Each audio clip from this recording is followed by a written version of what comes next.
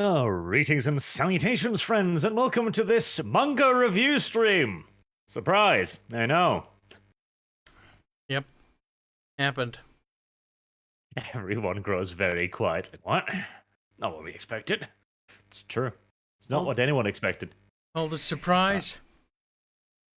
So, we've got to talk about the current cultural phenomenon that is Ukraine today, because it is the only thing everyone is talking about, and 98% of people who are talking about it didn't know what Ukraine was a week ago. Isn't that kind of sad? But to be fair, in schools and stuff like that, especially in the United States case, right? When it comes to European, like geography or the geopolitical borders of nations, like that is something that people like get through in one ear and then it goes right out the other. Pretty much. So I want to start today too with a couple of declarations, okay? A few headliners to set the mood, shall we say, to clarify some things. Number one, I am not here to simp for either side. I have no real dog in this fight, nor do I have any real intention of playing favorites. Ukraine and Russia both have their dark secrets. Ukraine and Russia both have their reasons, and, well, that's just how everything ever is. And I've grown rather tired of the great deal of Twitteratis who have suddenly developed very strong opinions about a conflict that they knew nothing about yesterday. So we are going to be adopting a fairly neutral 10,000-foot view of things, and we're of course going to base it on the heavily distorted information that is available, because really the only thing anyone should be able to know for absolutely certain right now is that we know very little for absolutely certain right now. Yep. And that's kind of the problem, because you're kind of alluding to all the misinformation and propaganda, I assume. Yes, there has been a lot of that, and it is unavoidable. This is the very first TikTok war, the very first social media war. And, some degree of misinformation is unavoidable, but I do think that people should have a certain responsibility to recognize the fact that a lot of it is likely to be misinformation. Well, misinformation itself as a term is virtually meaningless right now, but you get the general drift. Yeah. Furthermore, I am not a military professional, nor is Kyle. He's a professional furry at best. No. You sick and son so of a bitch. None of this should be construed as, professional advice or anything like that. We are merely people with an interest in military and history. Yep. And it's one of those things where it's like, this is just more like what can you say? Sort of like a podcast, sort of just a muse, if you will. Yes. It is a musing on current events. And hey, I would argue I'm a lot more qualified than most of the people I've seen talking about it on Twitter, so there's that.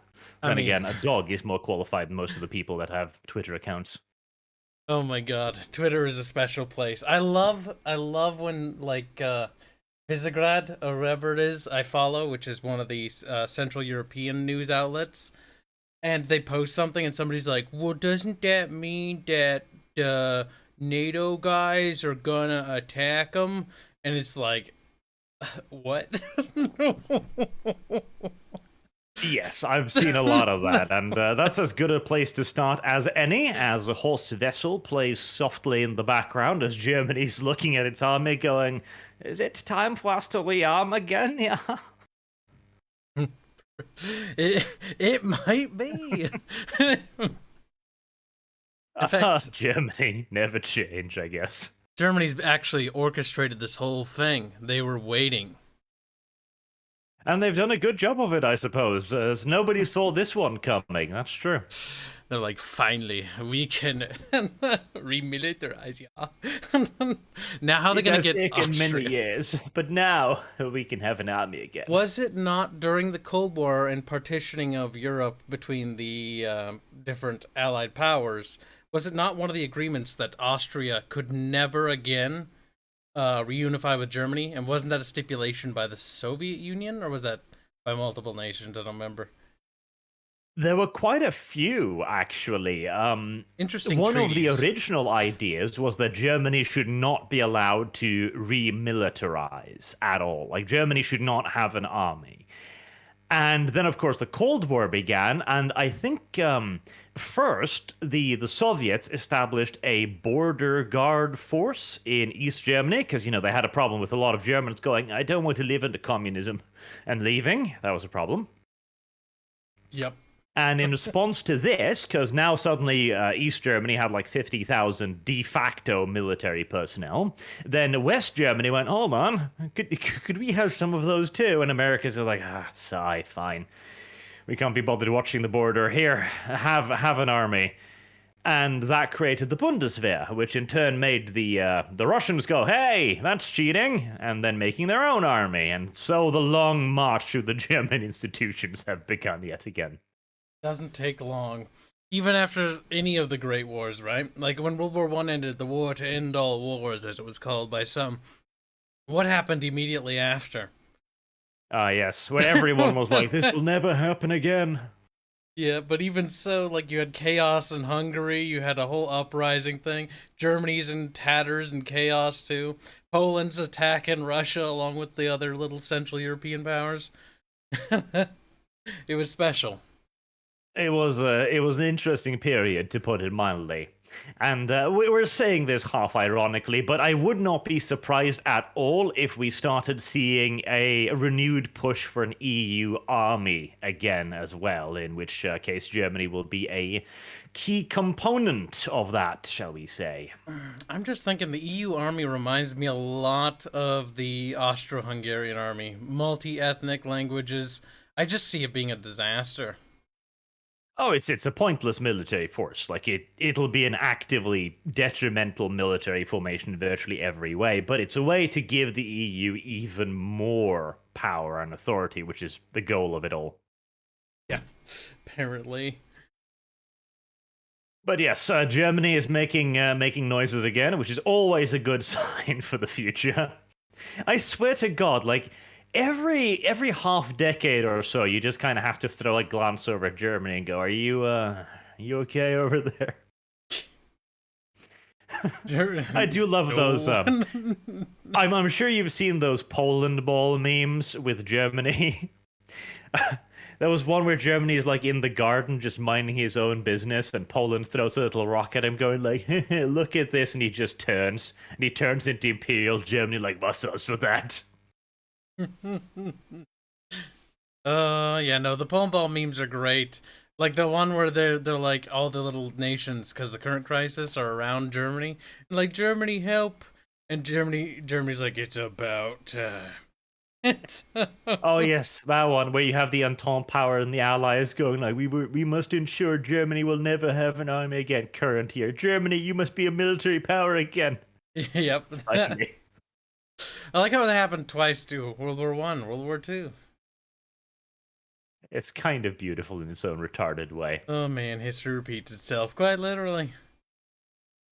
But right, so we're gonna have a mostly fairly like analytical view of this, 10,000 feet, just discussing in general what's going on. We're not going to talk about the descent of the Iron Carpet again just today. I'll probably do a bit more of a research video on that later, because I'm not at all fond of all of the sanctions being leveled against Russia by non-nations, but instead by corporations.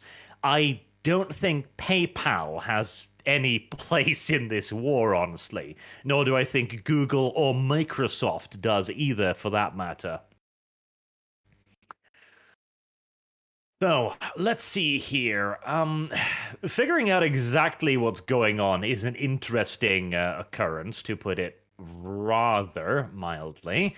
But I'll send over just a JPEG picture here, essentially, that Kyle can have up on screen, with the situation as best we can reckon yesterday. Apparently, it's been relatively quiet today. There has been some ceasefire agreements established for the evacuations of civilians through certain corridors. Immediately, once that was done, reports started coming in. The Ukrainians accusing the Russians of firing at the civilians, and the Russians accusing the Ukrainians of firing at the civilians, because, that's just how it goes. It's gonna go both ways for pretty much everything when it comes to a war crime now. Like, they're just gonna blame each other. And unless we have, like, real good solid proof, it's just gonna be pointing fingers until the conflict's over and the dust is settled and people can finally analyze what really happened. Yes, it is going to be very difficult to determine anything right now. It's the same with the nuclear power plant in what was it? Z something? Zaprovska? God knows. Ukrainian words. Where, again, the Ukrainians say, of course, that the Russians started trying to take the plant, and the Russians are also claiming that the Ukrainians started shooting at them whilst they were just, minding their own business, twiddling their thumbs or whatever. Yeah, that was, that's interesting. Like, the thing is, like, right, you don't know what actually happened. It could be entirely like, the Russian forces totally weren't going to shoot on the nuclear power plant. We're going to just, drive on by. But it was garrisoned by a force of Ukrainians. Or it could be that the Russians just opened fired on it, Or it could be neither side, but a twitchy trigger finger somewhere that slipped, etc. Like, it could be a million reasons, literally. That's the thing. War is pure fucking chaos. Exactly. So, this here that we've got, you got the picture up on screen, is the situation as of yesterday from the most, reasonable source I could find. Like, judging by all of the various maps I've seen, all of the various reports, I've been keeping a little bit of an eye on it, this seems relatively accurate. With the biggest question being the pincer coming in from the east heading towards Kiev. The Russians claim to be a lot closer than the Ukrainians are admitting, so what part of that is correct and not is very, very unclear at the moment. But it does appear that Russia has made very huge gains to the south out of Crimea. They do appear to have completed the corridor to Donetsk and therefore to Russia, and they do appear to have surrounded Mariupol, the port city.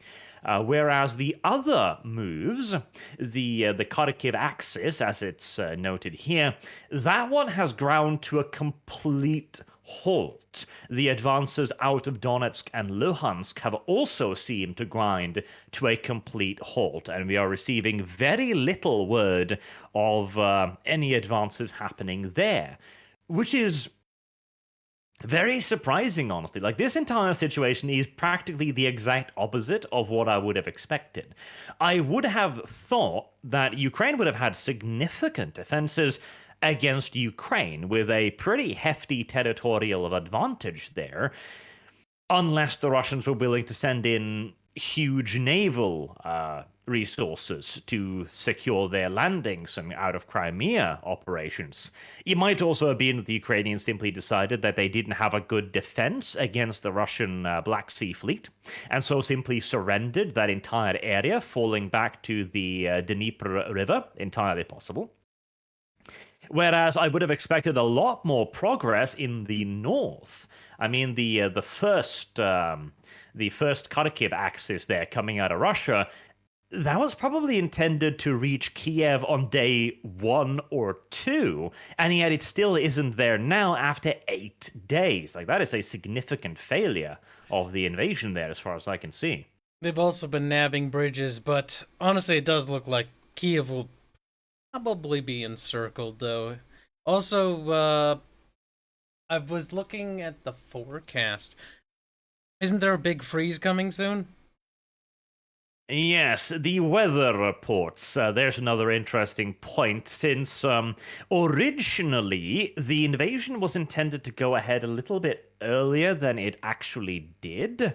And again, bearing in mind, I see that in the chat too, they're mentioning the supposed leaked Russian war plans. We can touch upon that for a second, actually, because it's relevant to this. Apparently, the war was supposed to start a little bit earlier, but it was postponed due to shitty weather conditions. They wanted the freeze to set in properly so that they could, make good speed. And now it appears that might be turning again, and we might be heading towards more climate weather and more mud, which would not be great. Particularly not considering that the Russians are probably absolutely violating those roads right now, moving enormous quantities of heavy material over them. Yeah. That's like the conditions, weather, right, is a big role. And I'm wondering with the freeze, will that actually help the Russians when it comes to moving? Because I imagine Theoretically, it would. Yeah, that's kind of what I'm thinking. So I'm thinking that if this freeze comes, like, I'm thinking it's going to be a bad time for the Ukrainians. It's very complicated what exactly is happening right now in terms of like their planning. There was also the mention that the war was supposed to be over in 15 to 18 days. That was the original idea, 15 to 18 days. And even then, most of the fighting should be done well within a week. Like, most of the Ukrainians' real resistance should be broken quite quickly.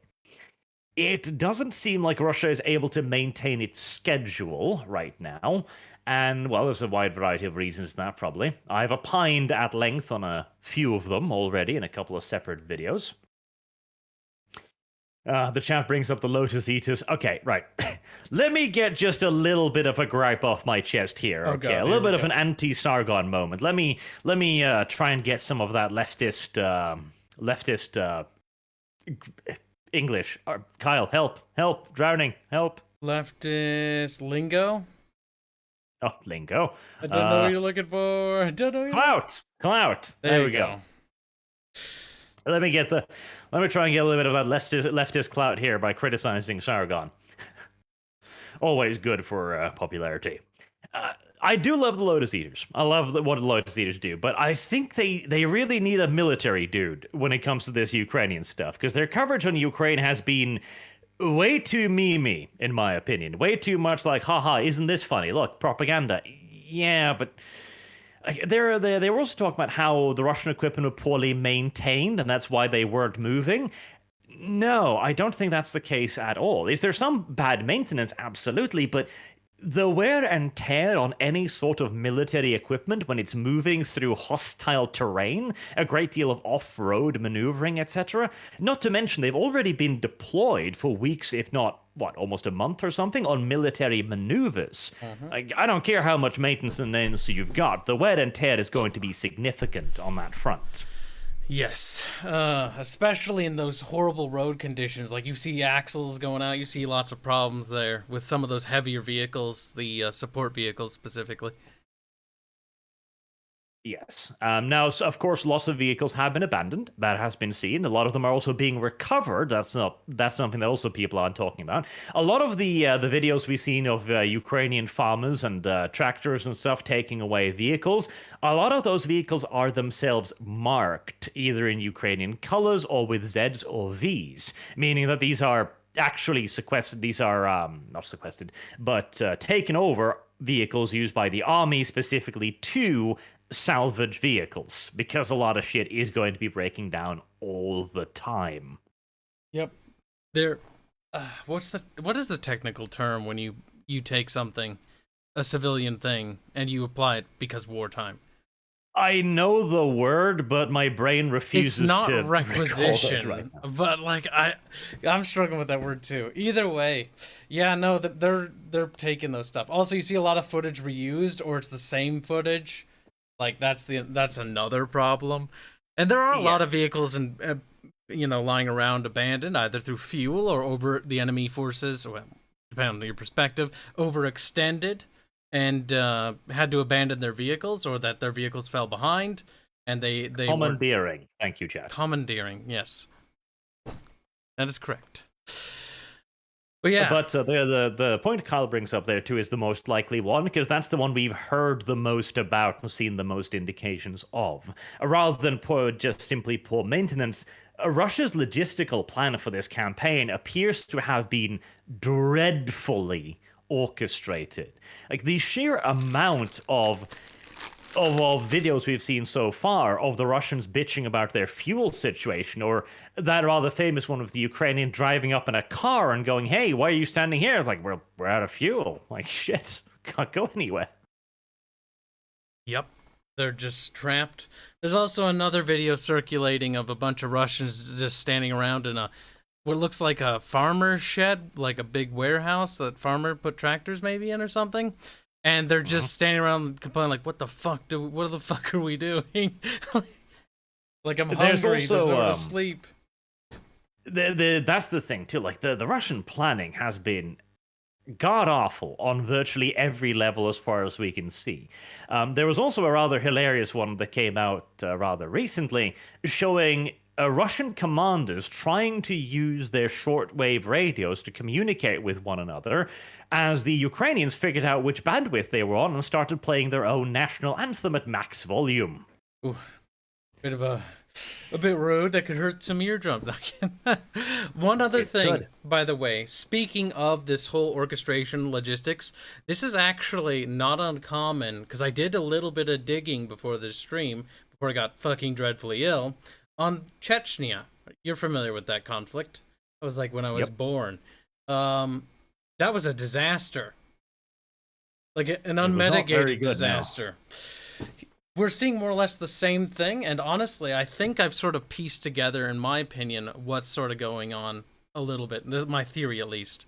I think that the Russian oligarchs, they want this invasion, right? The generals, who are probably oligarchs themselves, because a lot of them have tattoos and different things to show that they're part of certain families and whatnot, are probably in on the whole thing, more or less. But it's one of those things where they're trying to do this invasion, but they don't really care about the manpower because they're pretty assured of themselves. They're like, we're going to win it. It doesn't really matter, We don't really need to put that much effort into little details. And they're just throwing troops' lives away in these assaults and these air assaults without clearing out these anti-air positions or anything like that. Because I don't think they care about casualties in the slightest. And I think that's been their doctrine for, ever. They don't care about losing manpower. They're just going to throw men at it until the problem goes away. Sort of like what they did in Finland in World War II. It's a complicated thing, because there are many interwoven layers going on here. One of the things, you mentioned Chechnya, that's one example. Another excellent example is Georgia in 2008, where Russia invaded, and they had logistical issues from the get-go, practically. Like we were seeing the mile-long columns back then too of trucks and tankers and IFVs and APCs just sitting there in mile-long, completely standstill convoys. It seems to me that the Russian High Command learned very little, if anything, from this, and they're making the same mistakes again. Like, they simply haven't prepared well enough.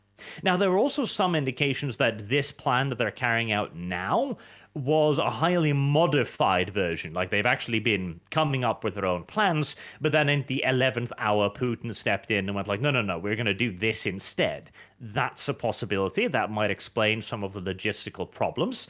Because building up a logistics train, building up a logistics timetable, building up logistics sources, etc., it all takes a great deal of time. And if Putin stepped in at the last moment and went like, no, go over here instead, yeah, that could severely complicate their positions. But you mentioned the air attacks. There is a very good indication that what's happening is just very, very inflexible planning. Because they seem to have thought to themselves, and I still maintain this was a pretty good idea, honestly, that they were going to encircle Kiev on the western side using special forces, VDV and I believe it was the 45th or 76th Guard Air Assault. I've got this somewhere in notes somewhere, but a specialized regiment, battalion, more like, they're a probably. specialist group. They're Yes. they're trained supposedly for this sort of situation. Yes. And the VDV was supposed to take the first airfield to the slightly north edge of Kiev on day one. This would then help them get into position and begin knocking out Ukrainian anti-air so that the larger forces could come in IL-76 transports the next day and take the southern airfield. Didn't they fly them there anyways? Yeah, they were sent there anyways. They were sent there anyways in giant, enormous IL-76 transports into contested airspace, and supposedly 2 of them were shot down whilst doing this. Yeah, like you mentioned, I want to get back to real quick, the inflexibility of their plan, and it seems like there's a lot of that. Like, they're just like, nope, this is the plan, we're sticking with it, we're not changing it. Even if things go wrong, they keep brute forcing everything. Yes, which again opens up yet further interesting connotations, because, okay, why are they doing this? Why are they continuing, apparently, with a plan that is already outdated? Well, one explanation is that their headquarter command are simply incompetent. We can't say that isn't a possibility.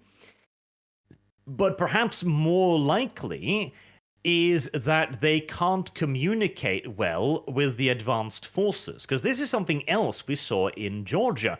There was a very famous picture at the time, which I tried to look for but couldn't goddamn find, of a Russian officer who borrowed the cell phone of a reporter so he could call his scouting elements, because their radios were completely useless. Was it due to the terrain, or...?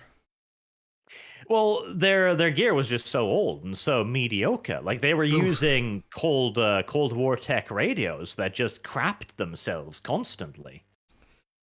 Yeah. Have you also seen some of the footage coming of the trains that bringing in new logistics vehicles because they're scrambling?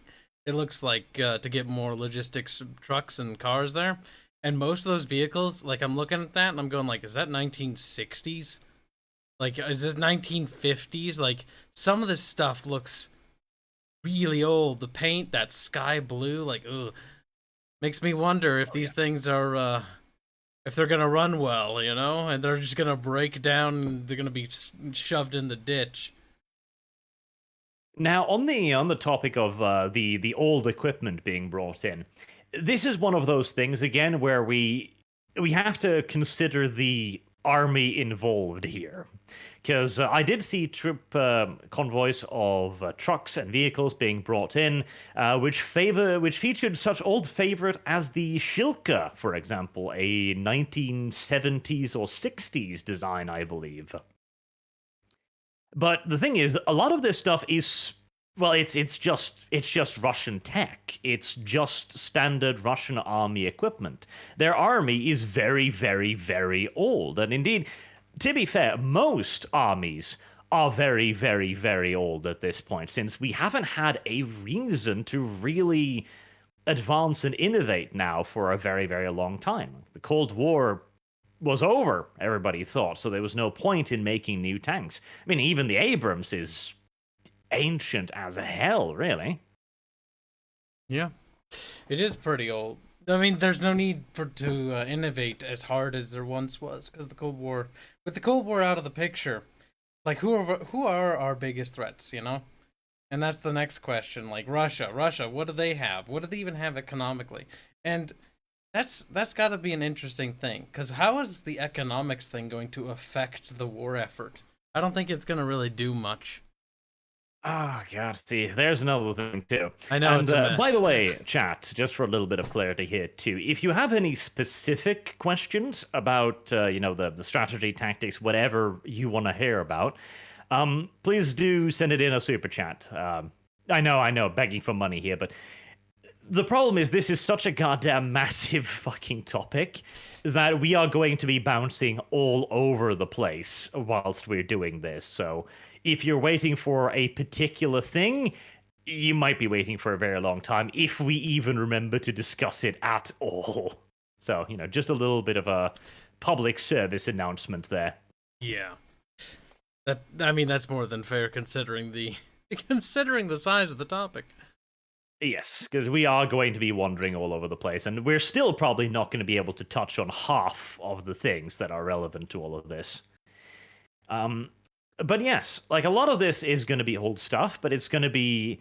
It doesn't need to be new stuff. Like you're talking about what's the enemy here? Well, who are the Ukrainians?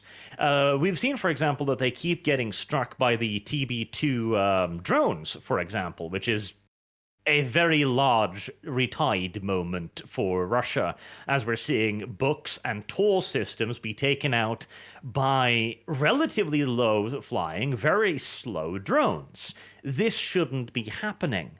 And bringing in something like a Shilka to deal with this is entirely fine and feasible, like you would want to. The Shilka is more than adequate to deal with the TB2 drone. More than adequate. It shouldn't have any problems whatsoever dealing with it. And if you have a choice between using a cheap, expendable, basically, Shilka that you probably got stored up by the thousands in depots somewhere, or a many $million top modern Tor system, you're gonna use the Shilka. Yeah, that's the thing I've been wondering. Like, despite the Soviet Union having, excuse me, I don't know why I called them. Despite Russia having a ridiculously large air force, it's kind of baffling to me that they've, number one, not secured the airspace. They haven't even beaten the Ukraine's air force. Number two, when it comes to their own boys, like their own troops and advanced teams or whatever, like there seems to be like little to no attempt to use any sort of AA coverage in the slightest. Like no Shilkas are deployed anywhere. Like things are just getting bombed by fucking drones. Like what the hell? Yeah, no, like if there was one part of this war I could have never predicted, it was how effective the Ukrainian drone strategy appears to have been, appears. I've seen a lot of drone camera footage that has been blatantly faked. I've seen a lot of which seems legitimate, etc., so God only knows. But it seems almost inconceivable that a modern military, one of the largest militaries in the world, could be manhandled by a drone that flies at, I think, 16, 17, 18,000 feet at 200 kilometers per hour. This is a World War II era fighter we're talking about here, and it's somehow destroying book systems. It simply shouldn't be happening. Tell you, man, all we gotta do is start building biplanes, and the Russians won't know what to do. It kind of seems like it. And you mentioned the air campaign. Oh God.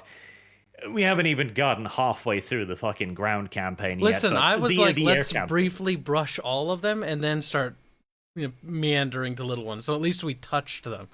We don't have to, you don't want to.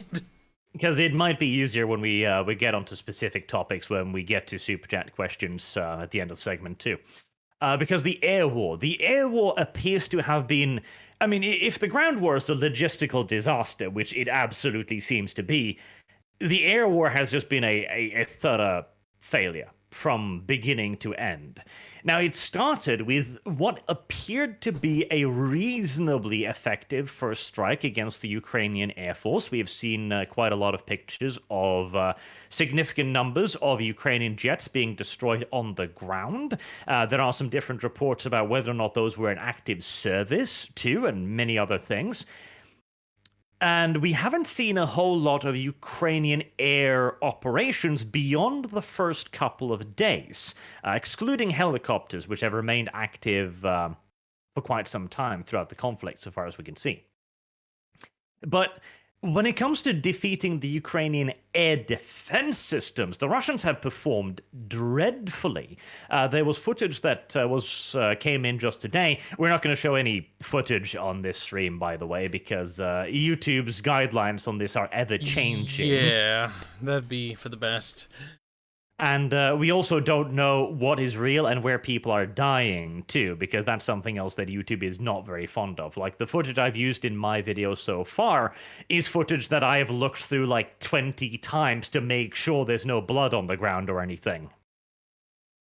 But there was footage of what appeared to be an Mi-24, maybe an Mi-8, a bit difficult to see from the distance, getting hit by an anti-air missile and just slamming into the ground in a burning hunk of fire.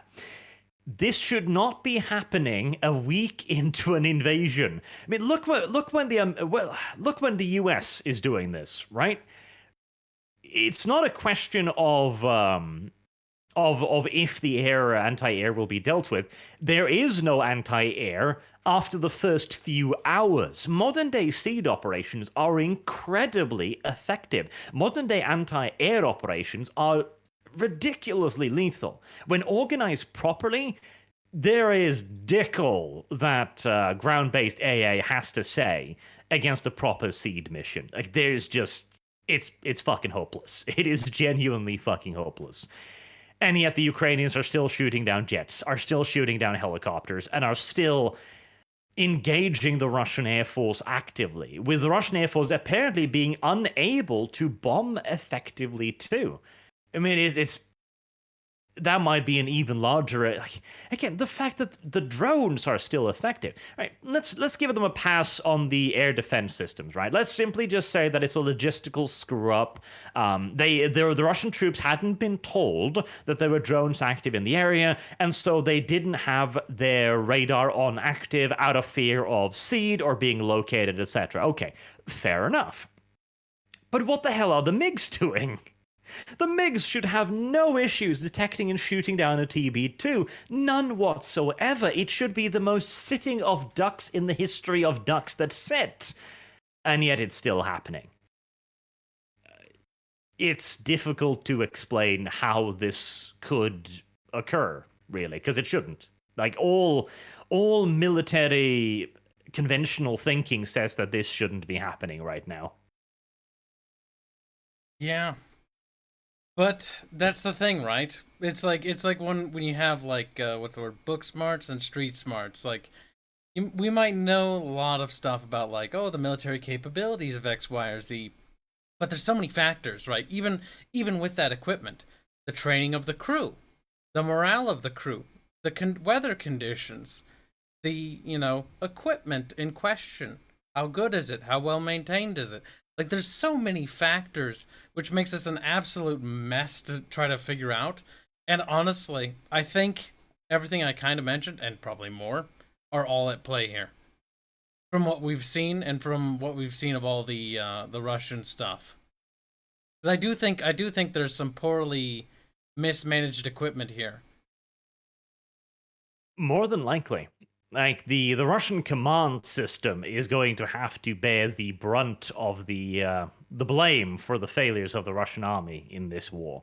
And my position was, to begin with, and I maintain this position, that the soldiers have my utmost sympathies. I would like to see as many of them return back home alive as possible, because they're not making these decisions. Now, it's not the Russian soldier or the Ukrainian soldier's fault that any of this is happening right now. And when you see something like a book system just sitting on the ground, missiles non-active, radar non-active, getting destroyed by a drone, that is, in my eyes, it's a fucking robot that just killed probably half a dozen Russians because their officers are incompetent morons. Like, that just... I hate it. I hate it, because it's such a pointless waste of life, too. I mean, this whole fucking bloody war is a pointless waste of life. This could have been avoided, but Putin had to have his war. Oh, God. When we get into the reasons for the war, because the geopolitics. I agree. This is a very pointless war that I don't think either party will benefit much from at all. Even for Russia, there are very little benefits to this war. I've seen some of the more short-sighted of monkeys. Oh, God, I hate the Twitter journalists on this, where suddenly a person will pop up, on Twitter, of course. God damn it. Twitter was a mistake. Let me just get that out of the way, too. going, "I've found the real reason why Putin invaded. You see, there's oil and gas in Ukraine."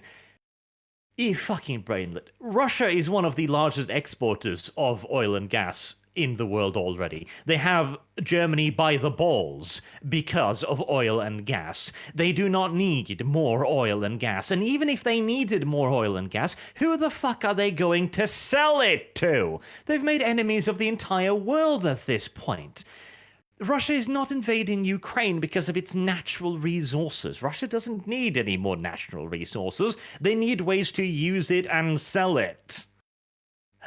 The next question is, remember Putin mentioned things about legacies and stuff like that.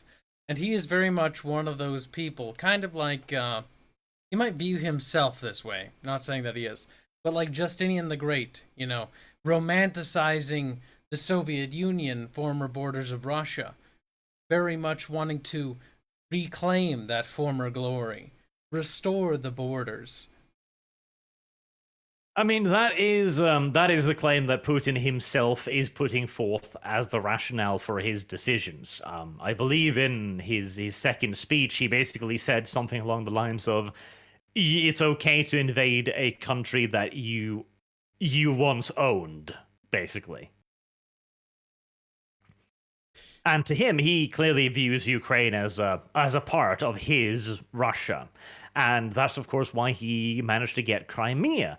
All right, let's delve way back in time here and go to the root of all of this nonsense, shall we? Because originally, of course, Russia and Ukraine were actually very close friends, close allies. That's probably another one of the reasons why the Russians are struggling so much, by the way, because Ukraine has literally trained alongside the Russian army. They know each other's tactics. They know each other's playbooks, quite literally.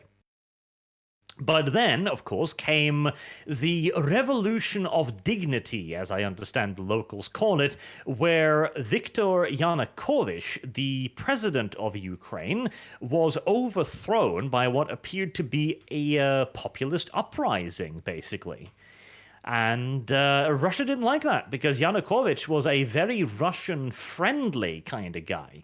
Now, there's been all kinds of conspiracy theories surrounding this as well, like it was a US-led coup and all kinds of things. And if it was, I don't think we'll ever know. If it wasn't, I still don't think we'll ever know, because this is difficult to prove, and even more difficult to prove decisively, I think. Could it have happened? Sure. Could it not have happened? Sure. Honestly, I think either part are just about equally likely. Like, I am not going to sit here and go like, oh, the United States would never interfere in other countries' elections or anything either. Yeah, good. Wouldn't want anything to happen to you, Barch. Like, oh, shit. Except for their own elections, of course. The US would never interfere in their own elections, because I'm literally required by YouTube to make that clear. Well, I mean, you already just said YouTube, right? You said that they wouldn't do it to begin with. They would never. They would never. Never. Well, that's absurd. Yes. Never, ever. It's ludicrous, of course. But yes, he was ousted, and that was a big goddamn deal. And to be fair, they did show a lot of the like his personal property around Ukraine. He was the guy who owned a fucking zoo. So it kind of seems like he might have been mildly corrupt at the very least, so probably for the better. But Ukraine did not like that. Russia did not like that. Russia didn't like that one bit. And so, of course, Putin sent in the little green men. And again, let's not mince our words here. That was absolutely a brilliant move. It was a demonstration in political brinksmanship of the highest level, where Putin sent in the Russian army. But wait, take off the Russian flag on your shoulder there. But comrade, they can't possibly be so stupid as to not understand. We speak Russian. Yes, but trust me, they're very slow. And he was correct in that. Yeah. I mean, it works the first time, right? Yes, it worked the first time. He didn't try that again this time, and that's probably because, yeah, it wouldn't work the second time. Considering Ukraine's was pre-fortifying before this thing, as Russia was. I mean, that's the thing. Ukraine did fortify. Like, they didn't beat around the bush. You like Russia started putting troops on the border. Maybe they had their own intelligence, and they're like, nope, we're digging in. We're getting ready for a shit show. Because it's clear Ukraine was prepared, more prepared than the Russians ever expected. And that was, of course, that was one of the big questions before all of this kicked off, too, was whether or not Ukraine would fight. And if they would fight, how well would they fight? Would they fight just locally? Would they have organized resistance? And so on and so on. Because nobody really knew, considering their performance in 2014. Now, with the benefit of hindsight, as always, things seems clearer. Because, of course, Ukraine had already been in a bit of a de facto war on their borders against the separatist republics, as they call themselves, for the last, 80 years or so. That's probably also one of the reasons why Russia is making so little headway in those areas, because they're probably fortified to fucking back at this point. That's very true. I mean, that's one of the benefits. It does seem like Ukraine was battle hardened, more or less, and versus Russia's very much green army that just got absolutely plastered, lacking experience. Because I think Ukraine has more experience in veteran troops, actually, at least from what this looks like here. Quite possible. There's also the fact that, so I've talked to a person who was in the Russian army back in the day. Or at least he claims, it's the internet. Anyone can claim to be Santa on the internet, but I've got a reasonable reason to believe that he's telling the truth. He basically explained to me that when it comes to conscript and contract soldiers, so the conscripts are obviously what it sounds like, they are literal conscript soldiers, whereas the contract soldiers have sold themselves into a period of service in return for monetary compensation and various goods. And I think it was 18 months or something like that. A decent period. But none of these were really trained in the same way that we would look at it in the US, right? Where it takes a year to train just a rifleman, just a basic bitch rifleman. Never mind mechanized infantry or scouts or specialists or anything like that. And what was worse was that their system of NCOs and officers worked very differently from ours, where a sergeant in the US Army, for example, is usually a career person. Like he's in there, he's been there for a very long time, he's grinding the gears, he's usually a veteran with a lot of experience, who is then paired with the more novice officers again. So you've got a very good system there, actually, where you've got the more experienced grunts alongside the less experienced officers. In the Russian army, generally, the NCOs are simply people who are at the end of their conscript or contract service. So they're the people who have been in for a year, maybe two at absolute most, and they're about to leave the army. So the officers themselves, fresh from the academy, are then paired with people who are on their way out and have themselves only been in for a couple of years, whose only real priority is getting the hell out of Dodge. That is a unfortunate situation. Yeah. Oh, man. Like, the Russians, right? The Russian boys. How do you, do you feel bad? Do you feel sad? For the little Russian soldiers. Always. They're just like, we go on training exercise, no understand where be shot at. Yes. See, that's yet another. Is it a rumor, though? That's the thing. We don't know. Like, we've seen so many reports of this now, of Russian POWs in apparently Ukrainian captivity, basically going, we had no idea what was happening. We're told we were going on a training exercise, and before we know it, we're across the border, and now we're at war. Is it real? I mean, at first it sounds kind of insane, but I think I've seen like 12 separate videos all claiming this now from what appears to be 12 separate soldiers, presumably Russians, or hell, that's the thing too. I couldn't tell the difference between a Russian and a Ukrainian if they talked to me, so that's another thing. Is it real? Is it true? Is it fake? Is it just cinema? I don't know.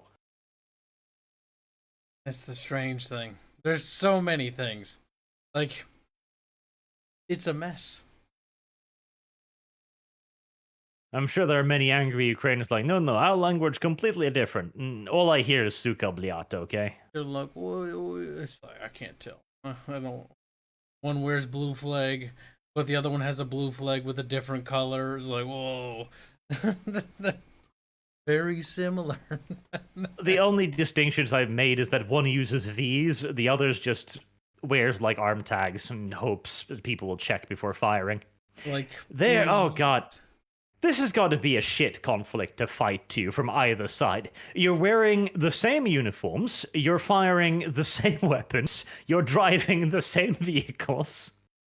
Imagine capturing vehicles. I think that'd be scary. It's like, oh, there's a blown up convoy. It's like, okay, guys, let's start, like, rummaging through the vehicles. God, I hope no, like, other group of dudes just starts opening fire because they think we're Russians or so. Like, yay, brand new T-90, this is so awesome. But how will we not get shot? Shit, there's that. Put a little flag on it. That appears to have been the solution so far, just painting enormous flags onto everything and hoping that the other party will check before opening fire. You can only hope. Oh, especially man. in a nice little bit of a newbie war. Both sides have lots of conscripts. Neither side can really tell the difference between the various vehicles. Now the next important thing to talk about, Arch, right? External geopolitical aid and interference. All the little countries sending arms and weapons. Now, some of them didn't quite a few of them cuck out at the end because of Russia doing that thing. Yes. So, Russia did. I did find an article on this. What? What was that? I didn't hear you. No, I said go ahead. Okay. Right, so Russia came out rather stridently and said that any Western sanctions or military aid was akin to a declaration of war. Now, I call bullshit on that immediately because there is no way Vladimir Putin is dumb or crazy enough to go, I seem to be struggling invading Ukraine. I should definitely take on the European Union and NATO as well. What could possibly go wrong? Thing is, if NATO hypothetically intervened right now, Russia would be absolutely fucked. That would be over. I mean, let's not speak too loudly, I guess, because nobody expected Russia to struggle as much as it did in Ukraine. Maybe when NATO is finally moving, we too realize that the French have spent the last few years just making movies like cuties instead of practicing any kind of military drill, and they just freak out and start shooting one another. God only knows. Like, maybe we fight for a week, the NATO forces are completely decimated because of sheer incompetence, and everyone just turns to Germany and goes, sorry, but could you help again? Whoops, shouldn't have put the Italians in charge of the forces. In hindsight, appointing Italy the leader of the invasion was a mistake. Italy's like, sorry guys, I know I let you down again. I'm really sorry. It's just, ever since we're the Romans, I can't get it up the way I used to. It just doesn't work like it. Oh god, we're making fucking erectile dysfunction jokes. It's Barch. It shouldn't be a surprise at this point, but here we are. It just hasn't been like in the good old days. Oh god. But by any normal, reasonable indication, Russia should not stand a chance. Like, if this is the level of operations that Russia is capable of right now, they would do about as well in the face of NATO as the Iraqi army did in 2004. It wouldn't be good. It wouldn't be pretty. It really wouldn't. Russia be sad. Russia's gonna look like the Balkans soon. Bunch of little tiny countries everywhere. Be like, whoa, border guard. I mean, hey, speaking of Putin's, you're allowed to invade countries that used to be yours. The only way to make Novgorod great again is to make it Norwegian again. So I'm going to say on that. Watch that one, mate. I just want a chunk of land after this war. Ukraine Make takes... Novgorod great again. Turkey is just biting at the chomp down there, like, want revenge. And there's another thing, too. I guarantee you right now that Turkey is probably doing everything in their power to screw with Russia. Everything in their goddamn power. They are probably flying, like, daily missions right up alongside the Russian borders. Just, please, shoot them down, Russia. Shoot them down. We want to invade Gregoria again. Or Georgia. Gregoria. Poor Gregoria. Georgia. Gregoria. Gregoria should be exist. a country. It's probably a couple of the quote-unquote Russian puppet states too, like Azerbaijan looking up like, yes, please start collapsing. Want to be independent again. I mean, aren't they fighting a war for independence right now? Kazakhstan, all of these nations, please collapse. Kazakhstan's like, finally, the great Kazakhstani Empire can rise again. Like, what? Maybe Mongolia is starting to have dreams of independence, proper independence again. Like, I will no longer be a bargaining chip. No longer will Mongolia be a puppet state of Russia. Seriously, that's the Meanwhile, only you reason see Russia Xi sits Jinping on... rubbing his hands like, yes, from now on, you will be puppet state of China. You will be... they'll probably just annex it, because it was part of some ancient territory at some point. It was part of something, some point, at somewhere. And China wants to expand her borders a lot. I see that one too. We'll get to that one. Transnistria. Make Transnistria great again. There is also, okay, so let's take the whole NATO thing, right? Because there's a lot of people who are also trying to make the panic, like, oh my god, it's World War III. No, it's not World War III. NATO is not going to intervene. NATO has said it's not going to intervene, and whilst I disagree with saying that you're not going to intervene, because it's dumb, like, you have to pretend, even if you have no intentions of intervening, you have to be like, oh, Putin, you best be careful. Oh, we might decide to invade. At the very least, make him question it a little bit. Yeah, that would be nice. But like, we're not going to do anything. It's like, okay. Then Putin's like, thank God. Alrighty then, I guess I'll just continue as I planned then. Continue fucking murdering little countries. Right, phew, I was considering withdrawing from Ukraine there for a second, but now that you've told me you're not going to do anything. I don't need to look for a peaceful resolution to this. Reload the grad launchers. This time, try and get the hospital and the kindergarten in the same volley. Oh, yeah, that's what I'm talking about. A little bit of war crimes, am I right? Little bit of war crimes. Just a pinch. And there's then another question too, I guess. Is Russia committing war crimes? I'm going to take the diplomatic option and simply say, we don't know. They seem to be committing war crimes. There's plenty of rumors that they're committing war crimes, and there is plenty of fairly convincing video footage seeming to indicate they're committing war crimes. But I've also seen like entire CNN articles fabricated from the ground up as well, like burning buildings and everything, so God knows at this point. Then again, if it's got a CNN logo on it, it might be best to just assume that it's probably fake news. True. CNN is. It's also very unlikely that that any of the NATO nations will intervene too much either. By the way, like, because there's not a whole lot to gain. Like, there's no NATO nation except maybe Turkey who's like, yes, yes, yes, please get us involved in a war.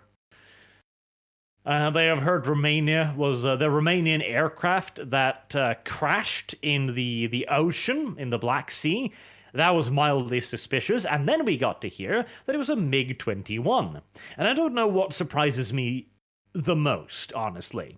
That a MiG-21 was still capable of flying at all without crashing, or that Romania is still using MiG-21s. I mean, we should be more impressed the fact that a Ukrainian was able to get off the ground. Got him. No, I meant to say Romanian. Fuck. Ukrainian, Romanian. What's the difference? Oh! I can hear a lot of angry people right now squealing in different cancerous Eastern European accents. You know, thing they do with their little mouths. I don't even know. The great Ukrainian Empire will rise again. The Iron Guard, yes. The Iron Guard. Oh God, the Romanians. Hey, they've got Romans in their names. That's something. Listen, they did that because they're like, oh, the Romans died. Guess we're the Romans now. Guess we were next to them. Once. True. They touched the borders. We were once located next to an empire that claimed to be Roman. Ergo, we's Riemann now. We's the real Riemans. I mean, I wouldn't put it past them. A little bit of stolen nationalism would be totally in Romania's best interest, maybe even. So let's also, I guess, talk about that other thing. Now that we've mentioned the Romanian Iron Guard, the next topic will, of course, be the Azov Battalion. Yay! Schnazis! So, Kyle, Germany is rearming, but in the interim, we've got the Azov Battalion. How do you think these Nazis will do this time around, now that they are the ones being invaded by Russia rather than doing the invading? I'm trying to figure out what this battalion is. God damn it, Kyle. God damn it. You disappoint me. Then remain disappointed.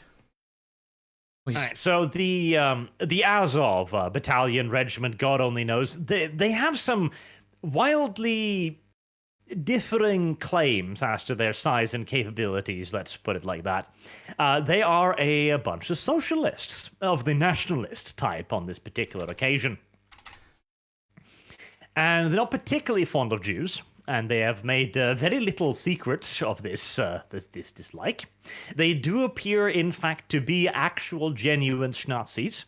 So that's something. The first Nazis we've seen in quite a while, honestly. It's almost refreshing. Like, finally, oh God, the mysterious Nazis. I've heard so much about you. Is it true that you grow on trees? Yes. We primarily respond to the demand of the left these days. But there's been a lot of talk about them and how the United States is sponsoring Nazi militias in Ukraine. This is not true. They are sending military aid to Ukraine as a whole. That's correct. And the Azov formation is a part of the Ukrainian National Guard. That is correct too. So if anything, it would be more correct to say that Ukraine is sponsoring the Nazis. Indirectly with American money. So you can, what? We're at like 3 degrees of separation here. But I do like the idea of the Biden regime sponsoring fascists, so, you know, actually, I've changed my mind. America is sponsoring the Nazis. You have no proof. Well, no. But neither do you. I'm not the one being accused of Schnaziism. It's true. I don't know about that. At least not today. At least not the first 5 minutes of the day. It's true. Happens sometimes. But Putin, of course, quite famously, he claimed that the reason why he had to invade Ukraine, like he just didn't have a choice, okay, was to de-Nazify Ukraine. Which is rather funny. And honestly, it is literally what Putin is trying to do. One of Putin's problem is his propaganda is getting a little bit too goddamn obvious at this point. He's trying to just throw out every justification in the universe right now, trying to see what sticks where and somehow and why. He's trying to appease the left by going, oh, Ukraine's full of Nazis, don't you know? I'm just fighting Nazis, you know, hashtag punch a Nazi and all that. Meanwhile, he's looking at the rest of the West, well, us basically, and going, well, look at Google and Facebook censoring us. So much for freedom of speech in the West, eh? And I mean, fair enough in a way, but he is literally just trying to hit every single note now, and you kind of gotta admire the fact of how blatant he is about it. Like, he's just sitting there like, yes, I am lying. A lot, and very obviously, yet if I keep lying, what are you gonna do? Call me a liar? Yeah. True. And there's nothing we like. Putin kind of, the thing is, like, what you said is very true, and that can be extended to pretty much everything else Putin is doing and even saying, because he's like, what are you gonna do about it? Nothing. Yeah, literally. Like, I'm gonna invade Ukraine. What are you gonna do about it? Nothing. You're just gonna sit there like a bunch of fucking cucks, and you're not gonna stop me. And he's not wrong. What are we doing to stop him? Nothing. We're waggling our fingers very sternly in his general direction. He's like, after I'm done with Ukraine, I'm gonna take some more land. What are you gonna do about it? You gonna stop me? Like, that's what he's doing. You know what's funny is this is a complete repeat of like the fucking 1930s all over again. Like, I'm gonna take this land. What are you gonna do about it? And like, policy of appeasement. Like, our leaders are so inept right now and incredibly weak that we're at the exact same point that we were back then. We're back at the Neville Chamberlain days, rattling his little piece of paper around. You know, we've gone back.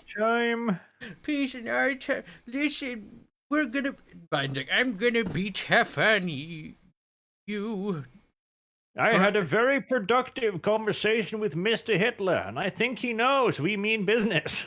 He knows, yeah, he knows we mean business. Next day, Czechoslovakia, gone. Like, well, shit. But you make a good point. Like, you could sum up the entirety of Putin's foreign policy with the word, "What you gonna do about it?" Pretty much. Like, Putin, or not Putin, fucking, our leaders are weak. Like, nothing's gonna be done about it. People are stupid, and we're gonna just let Putin, Ukraine's gonna fall, and none of this will have mattered, and people will be like, my bio says that I stood for Ukraine. Yeah, what did that do? Oh, God. What did that do? What did that do? Nothing. I hate that shit so much. I hate that shit so much, because this has become the thing today. It's become the next NPC status update, where everyone puts a little flag and a thing in their bio. It's like, I'm helping. No, you're some Twitter twat nobody knows about. You putting a flag in your bio helps no one. Well, no, that's not true. It helps me avoid you. That's what it does. God, yeah. I even saw Thunderfoot. God damn it, how far the mighty have fallen. Like, Thunderfoot used to be a really kind of cool guy back in the super early Gamergate time. He was one of the OGs, right? He went off the deep end, but quite badly. And he uploaded this fucking picture where he's painted his fingernail to look like the Ukrainian flag, and he's like, these small gestures really help in these harsh times. Like, no, they don't.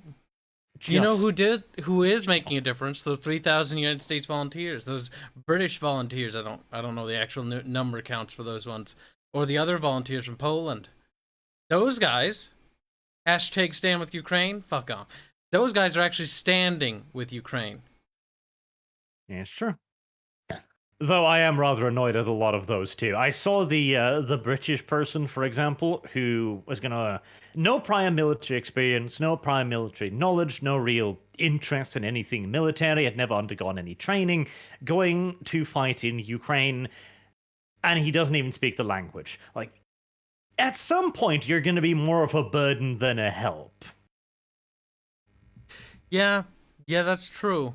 Because people are gonna be like, all right, now you're just taking up food, you're taking up space, you know, there's only so much, which is funny, there's only actually so much logistical space to support X amount of troops on the front line. Mm-hmm.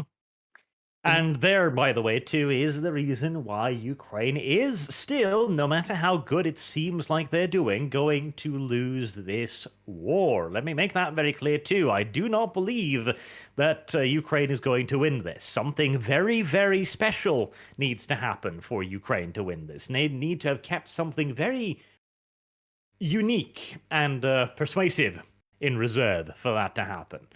I mean, it's war, so anything can happen, but it's very unlikely. Initial estimates suggested that Ukraine had enough stuff stored up, in terms of ammo, food, equipment, medical supplies, water, spare parts, yada, yada, yada, for 10 to 20 days of intense fighting. That was it. And then their stores would just be bone goddamn dry. It's been, 9 or 8 days now? They're probably starting to run very low. And you gotta think, too, how much ammo is actually being expended all the time? This is something that you don't really realize if you're not pretty deep into military history and logistics. Even just a fight, one firefight between a couple of squads is thousands of rounds of ammunition, probably dozens of RPGs, hand grenades, mortar rounds, fuel for the vehicles involved to bring them there, to get them back again, the expenditure of bandages, the expenditure of food and water, yada, yada, yada. Like, the Ukrainian army right now, I guarantee you, is consuming hundreds of tons of material every single solitary day, as is the Russian. I saw one estimate suggesting that Russia might be losing, by just sheer supplies, they might be burning as much as $1 billion worth of supplies every single day, when you take into account combat casualties on top of it, too. Like, war's bloody expensive. Oh, yeah, especially in modern wars, because back in even like World War II, right, you lose a tank, like, that's expensive, right, but it's not the end of the world. You lose a tank nowadays, how expensive are those tanks? State-of-the-art tanks. Those are absurdly ludicrously so. Like, those are absurdly. Even the munitions are ridiculous now. Like, look at the Javelin. That little missile thing. That's not cheap. In fact, let me check it out right now. How much a Javelin costs? Because I know I saw that number at some point. Because the Javelin is a really, really, really, really good anti-tank missile weapon. It's a fantastic one. Right, so a T-90 main battle tank of the Russian army will run you between $3 to $4 million US. Like, that's the conservative estimate. Which means that it is a very good trade to kill it with a Javelin, because a Javelin only costs about $120,000. So, a good trade, but still, can you imagine that? Every time you pull a trigger, that's $120,000 gone. Yeah. That's a lot of money. Just a lot of money. Down the barrel, so to speak. Downrange. Oh. That's ridiculous. But that's the thing, right? Like, everything, like, this war is expensive. And so economically, like, these sanctions, will they make Russia be able to, will they have an impact? Yeah. They're going to have an impact. But I don't think they're gonna I don't think Putin's willing to back down. I think Putin's thinking that if he wins this war, like, oh, the West will calm down, they'll let it up, and maybe we will. I don't know. I don't know what our leaders are gonna do. So the sanctions, there's yet another topic for discussion right there. What are the sanctions doing? That's a good question. The Russian economy has been on the dive for quite some time now. A lot of that is not necessarily as a result of the sanctions themselves, so much as it is the fear of the sanctions. The ruble was plummeting long before the first sanction was actually in effect. And the sanctions are effective to a degree, but here's the real kicker. The sanctions are only effective so far as the market thinks they are effective. The sanctions themselves will be doing very little in all due reality. But it will cause a lot of capital flight from Russia, as a lot of the usual investors will think to themselves, okay, I could pour money into Russia right now, and I'd probably lose it all. At the very least, I would lose a lot of it. Or I could not. I could wait, and I could buy them when they're worth literally nothing on a fire sale. And by the way, that's exactly what Wall Street is doing right now, too. So the economic sanctions will absolutely have an effect. It will destabilize the Russian economy, and most importantly, it will devalue the ruble, which is a very, very, very important thing, because that's the thing that's actually going to affect the normal people. They are the ones who are going to see their purchasing power decrease. And at the end of the day, the only ones who can truly hold Putin to account, so long as NATO is content on sitting on its haunches, is the Russian people. But convincing them to do anything is going to be easier said than done, as Putin is, well, he's got a lot of practice in keeping his population down. He knows how to apply the good old-fashioned stick to good effect. I mean, he did an excellent job of making a lot of what we call Putin simps, right, for his regime. Like, he did a good job of basically, you know, rounding up people that disagree with him and disappearing them, the good old-fashioned Russian way, you know. And so that the only people left talking are the people that are simps. So are very much, you know, for the regime. So some people are protesting, but they're cracking down. They're just throwing them in jail, and there's like criminal punishment. So the people have to really want change. Honestly. Like, it's also another thing is, like, how stable is Vladimir Putin's house, so to speak?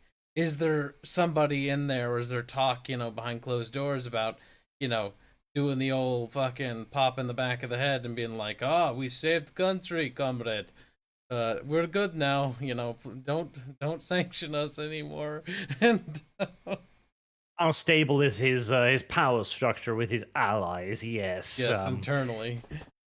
Because that is one of the big reasons why a lot of Western sanctions are specifically targeting the oligarchs. It isn't because we are under any idea that they're directly responsible for this, so that we can hurt them and go like, oh, we took away your yacht, Mr. Multi-billionaire. What you gonna do? Buy another one. Basically. But if we take away enough of their stuff and make it annoying enough for them to continue backing Putin, well, they might decide that they've got a lot of things to protect. They've got a lot of shinies, and they'd like to keep them. And if keeping those shinies means putting a round of peace or two into the back of yet another Soviet dictator, well, it's been done before. Not to say that it can't be done again. Listen, Sephiroth, that crinkle was necessary. I haven't eaten all day. I had to have at least a couple potato chips. Now, more impertinently. Impertinently? Yeah. Not importantly, but impertinently. Armed populace. Their populace has no guns. This is a big problem. When it comes to getting them to do something about it. It's one of the many benefits of disarming your population, isn't it? If they disagree with you, well, what are you gonna do about it? That's where my fear is. Like, the sanctions won't really do much except just create more turmoil because the people literally can't do anything. Now, of course, mass civil disobedience, mass civil protest, etc., can absolutely destabilize a country to a significant degree. But you shouldn't expect to see anything like what happened in the US, where occasionally the US might decide to humor certain brands of protesters rather than others, or other things like this. Putin's not that kind of guy. Putin's not going to be, oh, you've come to be a rally, are you? Well, I'll just let you be then, won't I? No. Now that's why he's been cracking down and having mass arrests from literally the first moment. Putin is he's an old hand at this. He knows how to handle a bit of good old-fashioned civil dissent in his nation. Yep. He's done it before, so he's experienced, and that is unfortunate for the people. It's very unfortunate for the Russians. This is true. Honestly, the whole situation is regrettable. And I'm actually another thing. There's so fucking. We'll be here forever. Another thing. This is not even like it's related to the war. The Russian people and like our perception of them. I've seen so many like harassment things starting to happen to Russian people, in like places like Germany on social media now, like images of stores having rocks thrown through them and stuff like that because they're Russian. People being harassed because they're Russian. Like, the people aren't at fault here. The Russian people are the first victims, and most certainly not the Russian people that aren't even in Russia. These things, these what do you call them? The cringe word would be hate crime, but these crimes, right? Retaliatory attacks. These retaliatory attacks are absolutely repulsive, and just people blindly just. What's funny is these are the same people that say like, oh, if it was 1939, I would totally be the one with the Jews in my attic because I would take them in. It's like, these are the same people that are doing these things right now because they're the NPCs. They're so blinded by rage, so blinded by their hatred that they're now lashing out at innocent people. Where are the Russians in your attic? I don't have an attic. Well, you should get one and put Russians in it. I think my I think my upstairs neighbor would be very annoyed if I was, oh, hello, these are your new roommates. He's like, what? Yeah, I'm inviting them into your home. I do also like some of the responses also from the progressives, because now a lot of people are saying like, okay, no, we're more than happy to take Ukrainian refugees because they're legitimate war refugees, and immediately you've got people going, why didn't you want the Syrians or all the brown people? Because half of them aren't actually refugees from a war. Also, most of them are just looking at our houses and going, that's large. Can I have one? There's a couple of factors here, because I've talked with this with some friends before. The first factor with that, right, is these refugees, they cross over to Poland, they kiss their loved ones goodbye, and then they go back to fight in their home country. Encouraged by the military police, it is fair to say. Yeah, that too. The second factor, right, is also the fact that they're a neighboring country. And they're also, third fact, in the same sphere of culture that we are in.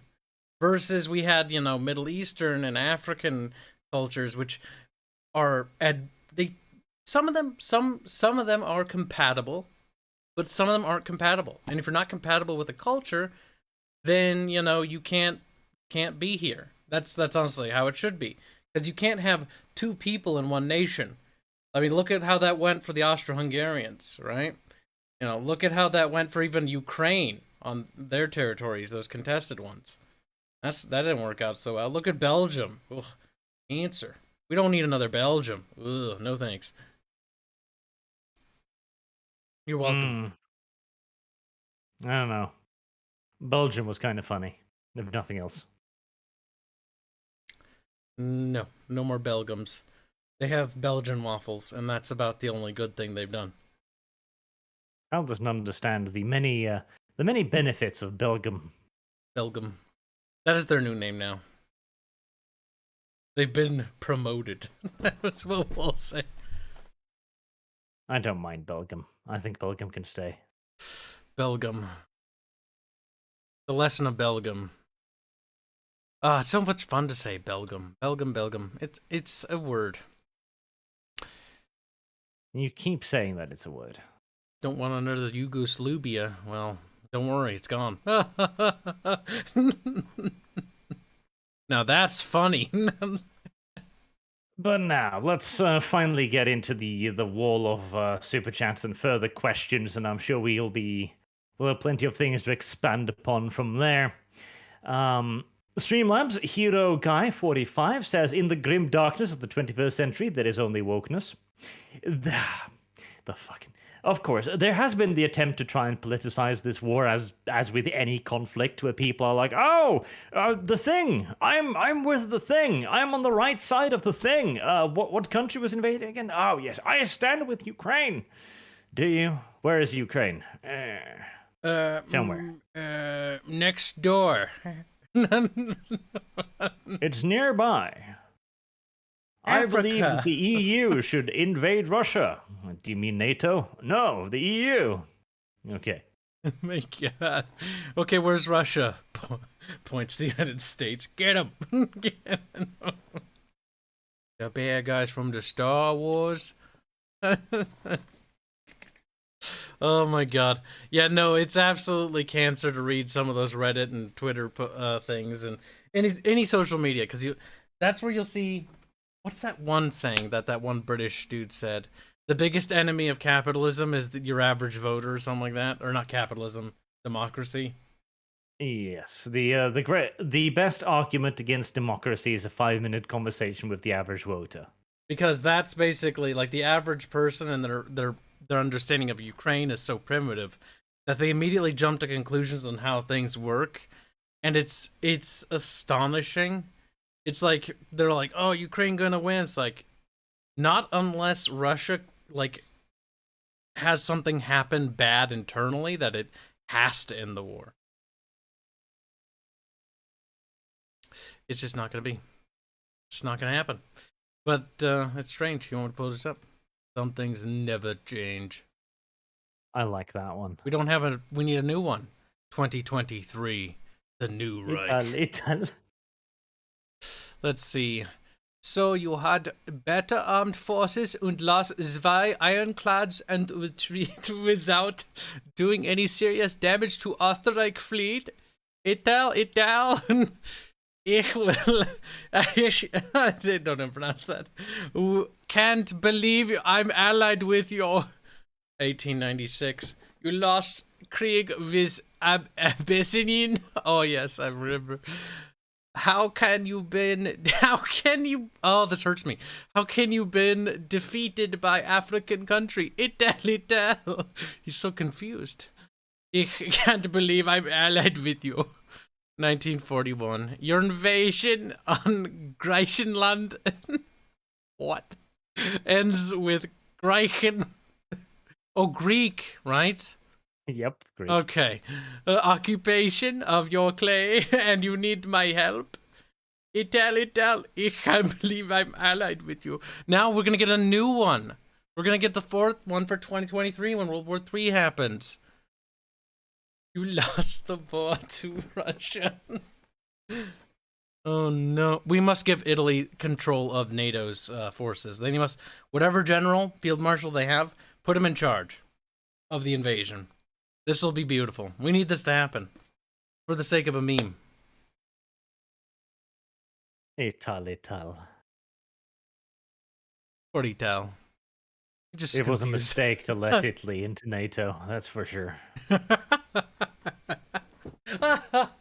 Just like exclude them intentionally. Just keep them out there. At a nice distance. Oh, that was beautiful. Ital. Artemis Fowl, Artemis Gay, maybe, says Leighton Gay.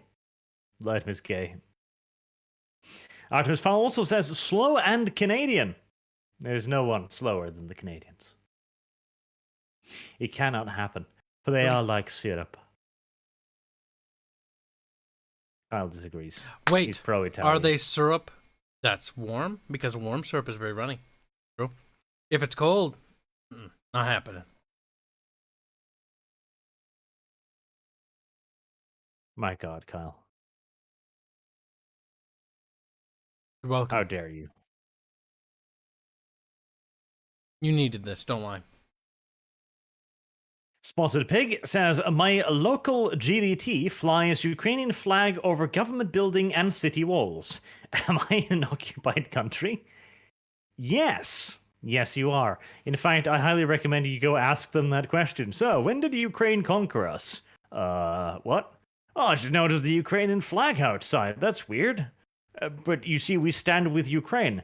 I see. What nation is this? Not Ukraine?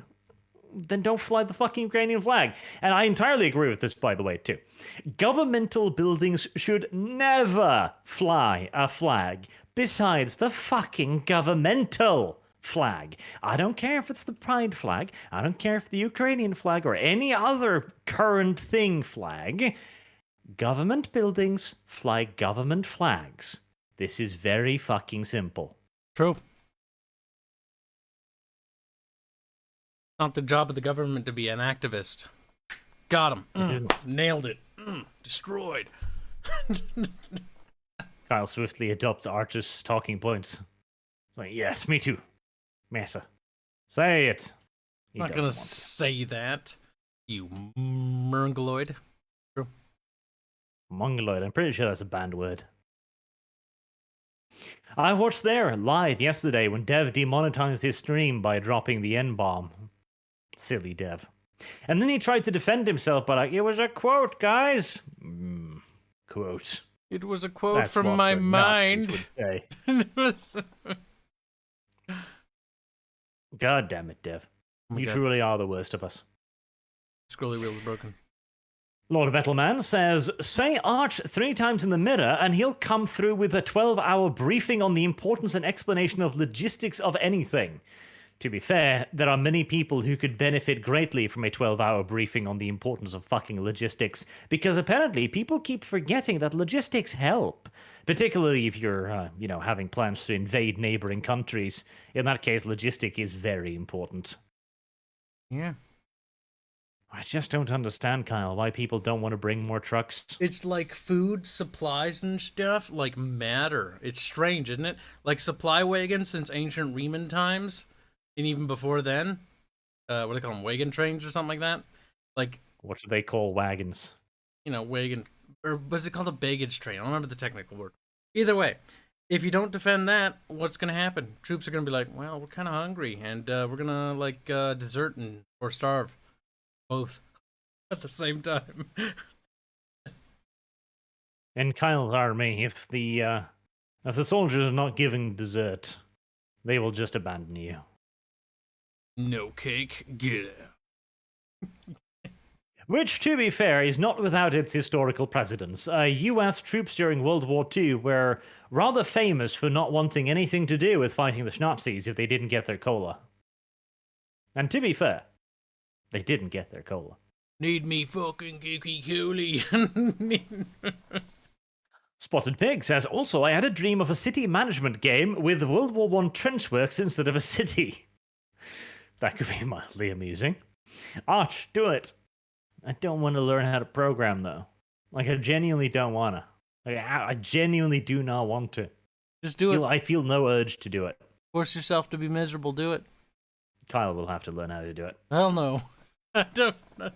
No. Nothium15 says, my coach is a former Marine and he has friends on the ground. They confirmed that Russian vehicles are breaking down due to their tires rotting from lack of movement. SOP in the US is move every 10 days. So the shed has been standing there for hours in the rain and in shitty conditions and it's just falling apart. Great. That's very Russian. That is very, very Russian. Maybe maybe, Kyle, maybe we should just annex Russia. Have you considered this? Looks at the map next time, just like it's split down the middle. It's like Norway, United States. It's like what? This is cancer. We don't need this. We don't. Annexing You Russia. might not need this. Look, what are we You're gonna do? technically right next door to Russia, you know, Kyle. We are. We're gonna invade through Siberia. It's gonna be fun. We'll call it Siberian Adventure Time. It'll be all of my military friends that I have can be cold and miserable in Siberia. This will be great. It'll be payback for all those times they were mean to me. A Siberian invasion. I would love to see a Siberian invasion. That would be just funny. Oh my god, Biden's decided to come to save Ukraine, but first we must go through Siberia. Opening up a corridor from Siberia to Ukraine. Optimistic, but I like his style, if nothing else. Putin will not see it coming. He won't. He genuinely will not. There's, like, no question about that. He's like, why are they... Like, he's gonna be the whole time, he's gonna be like, but, like, it's probably a ruse, though, right? As it's, like, halfway to the Urals. They can't be that stupid. They didn't actually just lose 100,000 men just traveling, did they? That's just a bunch of dead. Just a frostbite. As the US Army forgets how to stay warm. They're like, what's clothing? Well, they're Americans. That wouldn't necessarily surprise me. You would not believe the amount of shit we have to reteach you Mongoloids every time we hold a cold weather training over here in Norway. We've got these like every goddamn year, and you forget everything we teach you every time. It's like, why is it cold outside? It's because you're in fucking Finnmark. It's really cold here all the time. Ah, America. It deserves many bad things to happen to it. Sandoom says, off-topic question to you, Arch, on older weapons. What is your opinion on the 1908 Mauser bolt-action rifle? I have a 23-inch Brazilian one that I love. That is indeed a rather off-topic question right there. Just ever so goddamn slightly. Ever so goddamn slightly. It's like, we're in 2022 now. What is your opinion on this weapon from the prehistoric age? My opinion is it's really old. I mean, at least that's on point, I suppose. It is very old, though. And to be fair, they used basically the same weapon in the Second World War II. They, just filed off parts of it and went like, it's short now. Looks at the gun. You filed off like 1 inch of the barrel. What do you mean short? Short. It's a short barrel. Short. Oh. Can't argue with that, can you, Barch? Danish jargon simply says tigers, ? I don't know if he's suggesting that we invade Ukraine using tigers, or if we are supposed to breed tigers for the invasion of Russia. Bunch of cats I'm like, confused. no! The Russian army has a massive amount of allergies. They all get sneezy and stuff. He might also be referring to the Tiger, the Russian version of the Humvee, basically, which is apparently a decent vehicle that has all of the same flaws as the Humvee, namely that it has precisely enough armor to let a bullet come inside and then bounce off the walls, causing maximum collateral damage to the fleshy little Americans inside. Ah, the Humvee. It had a cool looking shape to it. I was like, look at that. That's a nice little shape. I'm a cool It looking did shape. have a very nice shape to it. Like a nice shape to bounce bullets inside of me. Oh no. It is just not good enough. But hey, compared to the Striker, it's still better. Badumtish. Gunfox61 says, bar. Canada is closer to old Germany than now Germany. Kibbs, yes, history does cause people. I never taught it. How it should be. Here's to Earth becoming an radiation ball in space. You know, sometimes I wonder how much damage YouTube is doing to my word capabilities.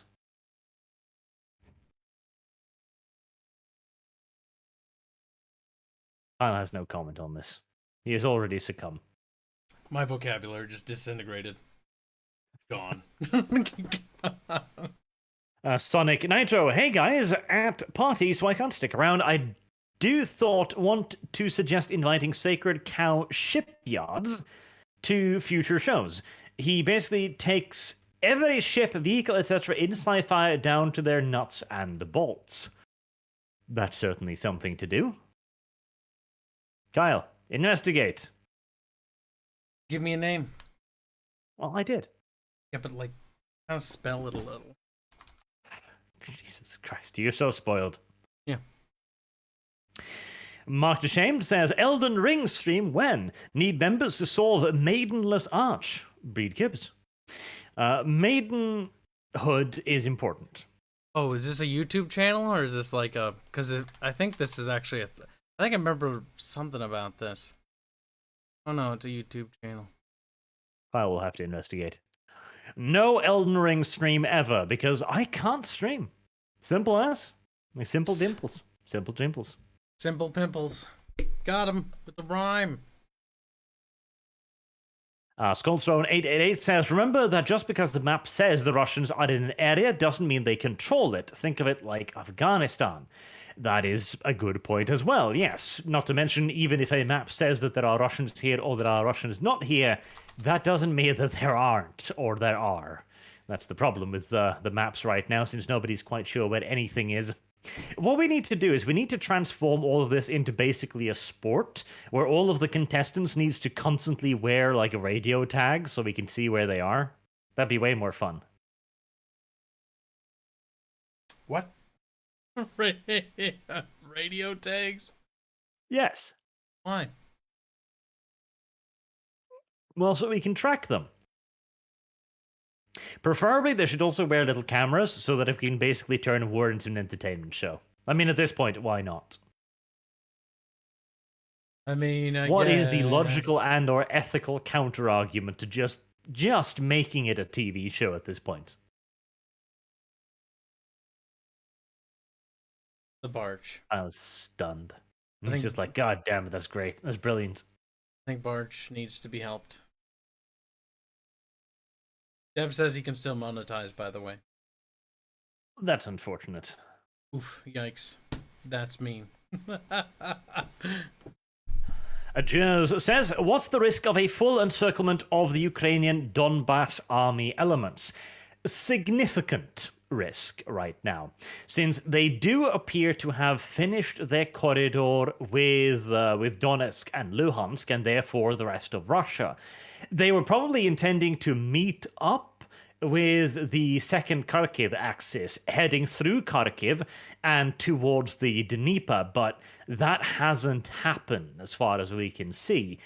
And that's Ukraine's opportunity. If I was Ukraine right now, I'd probably be very like, how are the fronts holding near Kharkiv and Zaporizhia and so on?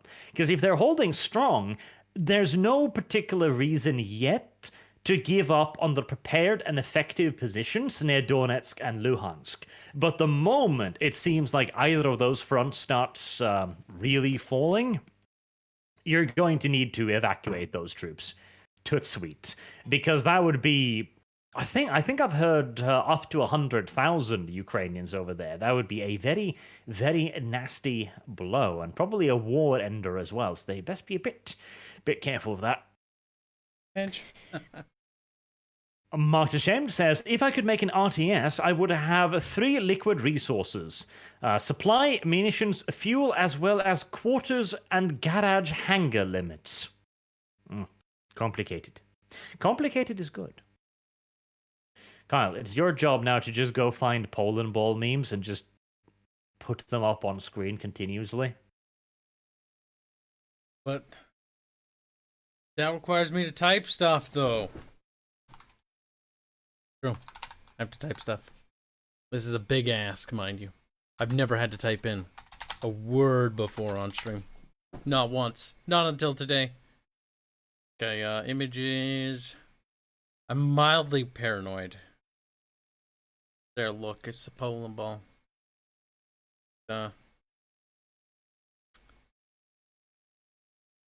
Poland ball.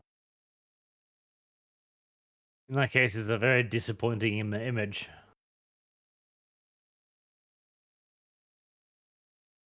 Now it's a world map.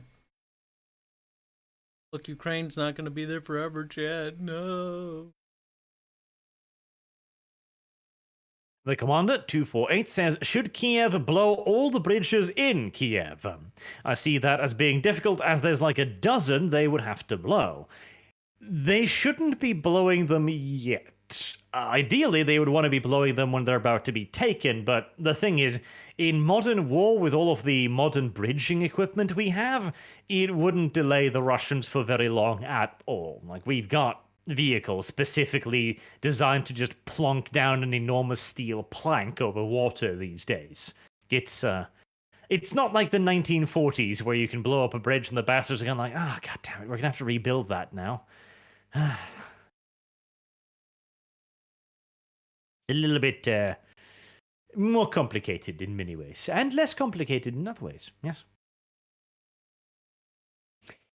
Now, what they could do is just mine the shit out of them and then blow them when the Russians do drive over them, which is something we have already seen that they have done as well. That's far more effective, and it's also very, very surprising.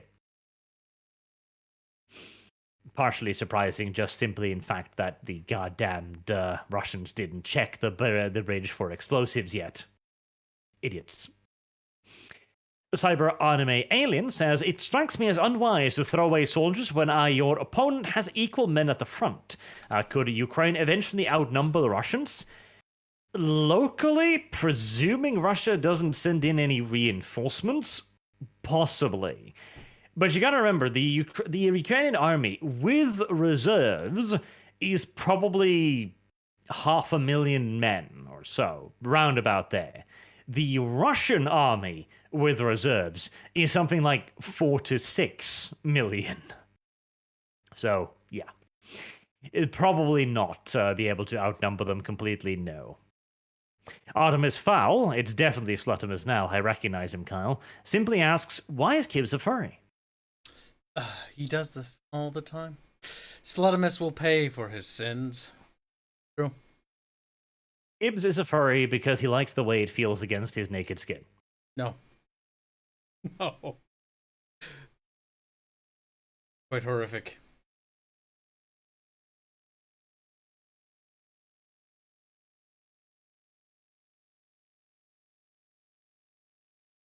Germany has a swimming bridge.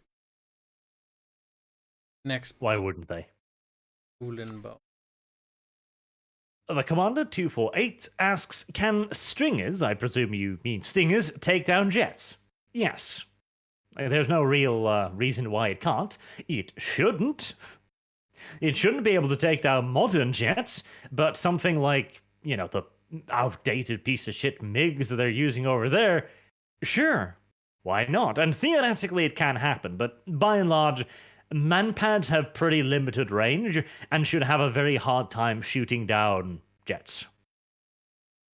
Andrew Jackson says, do you agree that Ukraine cannot win this war?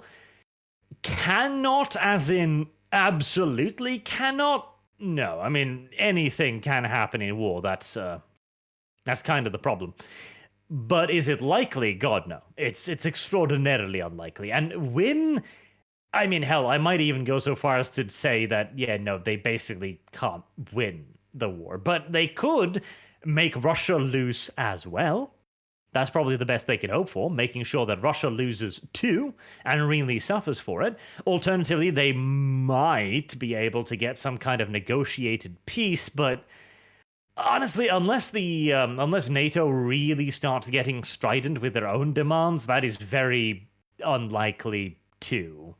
Very unlikely, because why should Russia make peace now? Like, they're winning. They're gonna win eventually, and making peace is just going to make them seem even weaker? It doesn't sound like something Poland would do. Seems very unlikely. Very unlikely, in fact. Why did 666 asks, what sort of meme-worthy incompetence can we look forward to when the Chinese invade Taiwan? I mean, compared to Russia's current Winter War 2.0. Well, there's a good question. What is China going to do? How well prepared is China? Is China prepared? Well, I mean, they've been planning this invasion now for the last 50-odd years, so you'd think they'd have a pretty good idea of how they were going to do it. I did a Command Modern Operations scenario for it, and you know what? It works out fairly well. You can absolutely turn Taiwan into a smoking crater. It's possible. It can happen. Whether or not China is going to have the capabilities to do so, to match the incredible skills of Arch playing a video game, that is very, very unclear. Very, very unclear. And unlikely, probably.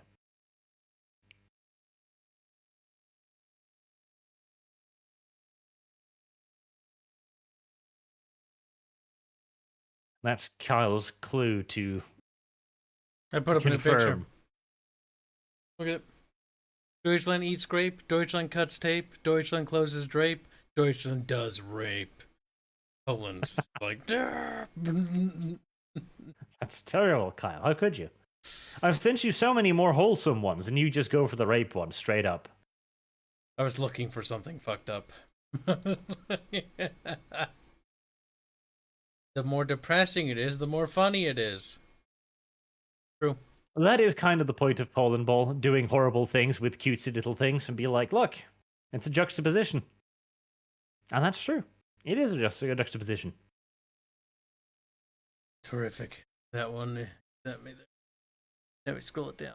Add a little. That's a little slow. Marked Ashamed says, just waiting for the restructuring of the US military, replacing high-performance troops with easier-to-control drones, also known as people with their pronouns in their bios. I too look forward to this. Finally, once we've replaced all of the military personnel with progressives, no further human lives will ever be lost in war. I'm just going to let that sink in for a second there. Drum roll. Etc. But why? Because it was necessary, that's why. Serpent says, give me your hot take, barely substantiated percentage chance of Ukraine existing as a non-puppet country after this. Negotiated peace with Ukrainian independence. I mean, honestly, the only way I can see that happening is if Ukraine holds out for so long that NATO eventually goes, you know what? At this point, this is basically just a free win. And decides to basically invade regardless.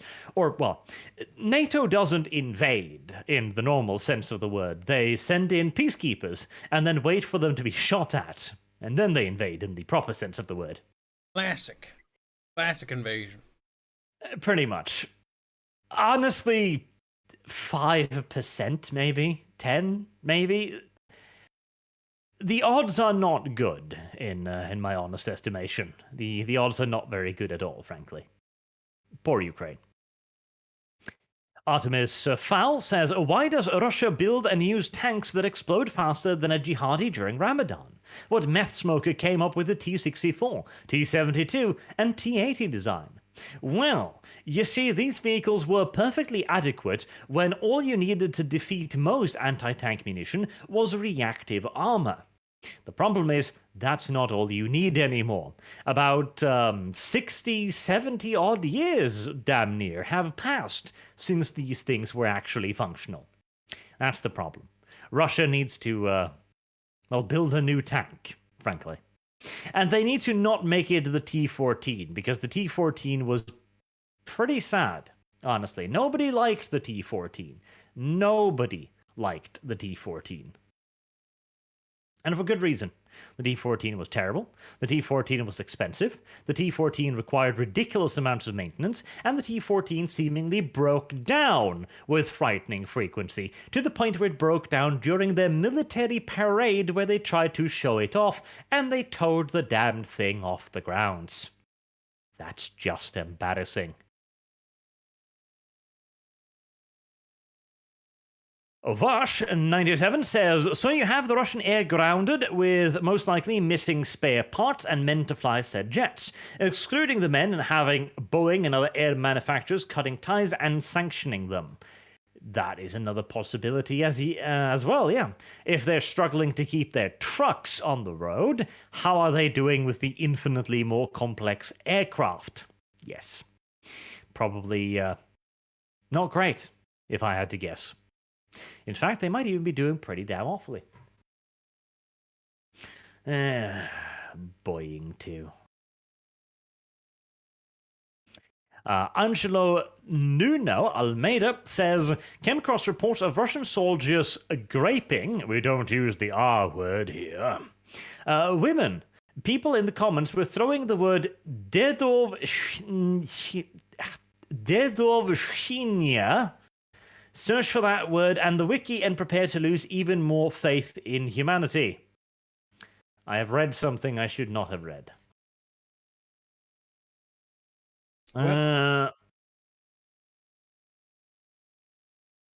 Let's see here.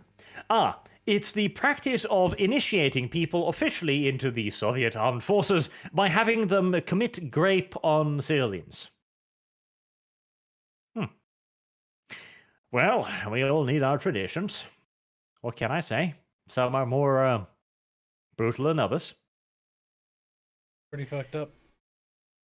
The Americans do have a pretty funny one too that includes the ritualistic humiliation of everyone once they cross the equator on a boat. There's some funny stories about that. They find various reasons to haze and do nasty things to officers in particular, so as to, just be mean to them, because it's an opportunity for enlisted sailors to piss on the higher-ups. There was one story during World War II on, I think it was the Lexington, where a military intelligence officer was dragged before the tribunal, and they asked him many questions. And normally they'd have to dig for a reason to do something nasty to them, but in this case they just asked him, "So, what's your branch?" And he said, "Military intelligence." After which the judge started furiously hammering the table with his gavel, like dang, dang, dang, dang, dang, dang, dang, dang, dang. Objection! You are held in contempt of court, sir. This is a vile, disgusting thing you're doing here. And completely confused, he's like, "What did I do? Military intelligence? There's no such thing." And so they condemned him. Nice and simple, really.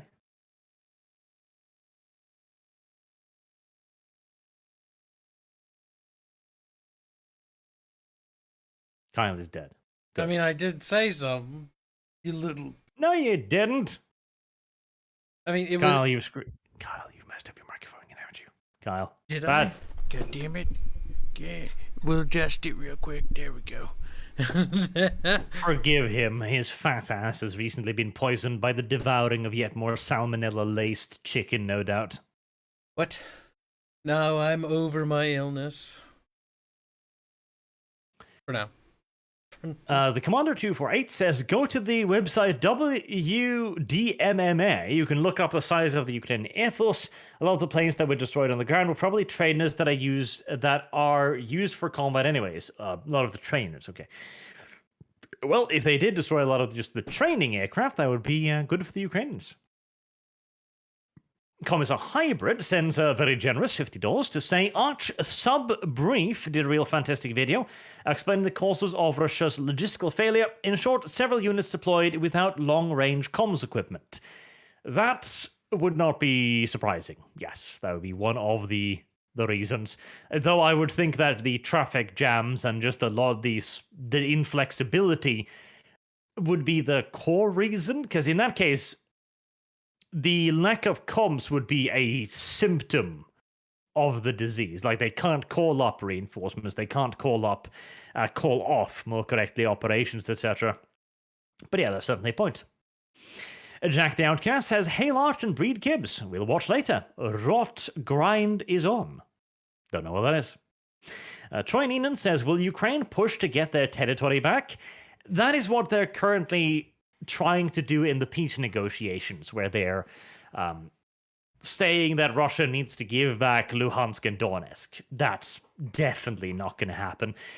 You'll have to shoot Putin for that to happen. Like, he's not going to give up that. Not a chance in hell. If Putin because those are his anything, successes. Yeah, he's going to literally, basically, what's the word? Like, it'll be the end of him. Like, Putin's not going to return Crimea. He's not going to return anything. Like, he's going to hold on to it.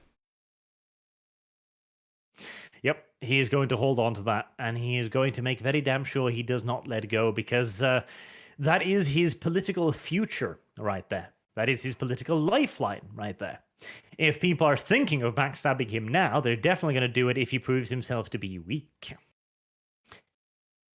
Mark Ashamed says, best time to play Red Alert 2 and Red Alert 3, or Rise of the Reds mod for generals.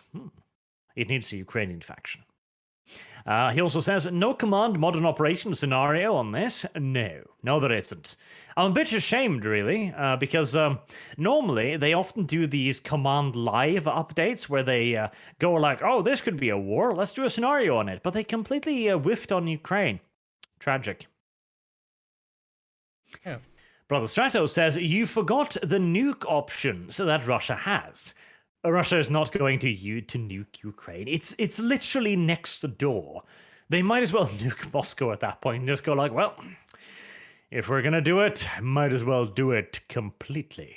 Might as well do it to ourselves while we're at it. Balance the radiation. It's very unlikely. The Commander 248 says, at this rate, Poland is going to be the one leading the charge. They were the first to come out and say they wouldn't recognize any redrawing of the map. Well, that's the thing. Countries cannot recognize something all they want. It is the geopolitical equivalent of the stubborn child going, no, I will have a cookie. It doesn't really help or matter in all due reality. Robert Bowles says, in my opinion, all of this revolves around Russia needing Sevastopol. Russia wanting Sevastopol. And Russia wanting to be the USSR again. Sure. I kind of be miss big. the USSR. They had a nice flag. It was like literally just red, though. Yeah. But literally just red is a pretty cool color, too. Black 1917 says, Quick and hail Arch Christ, our Lord and Savior. Kibbs, are you feeling better? We missed the streams, though I am sure this has been good for Lord of the Opossum's liver. Probably. We will be back to normal streaming schedule now that I'm not sick anymore. Following this weekend. I remember the hubris when Kyle said he was not going to miss a single stream day. Yeah, I was like, I'm gonna do my reports, and then I'm gonna stream every single day, and I got this down, and then I got food poisoning, and then everything is hell. Like, after this ends, I'm going back to work on those reports. Oh well. Rather soft, yes. Such is life sometimes, such is life.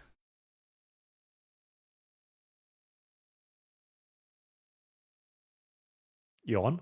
Mark Ashamed says, war is a crime, but not as much as losing a war. That is a quote. I recognize it. And it's true, too. War might be a crime, but losing a war is a much worse crime. Devil King 994 says, we can retake lands that once belonged to us. Time to retake the Empire. First the Dominions, and then the rest of the colonies. Rule Britannia. That's true. It's a very good justification for Britain to become large again. Samuel Tula. With this level of incompetence on Russia's part, Poland gotta be staring at that breast right now with unbridled lust, to be honest. Like, Poland can be great again. Poland can have many eastern territories again. It can be. Also, Kyle, you've stopped updating the fucking Poland ball pictures. Do the one with Germany eating Belgium. I like that. I did that one. I liked it though. He's like, do it again, pretty picture. Sleeping. Ah, pollen ball.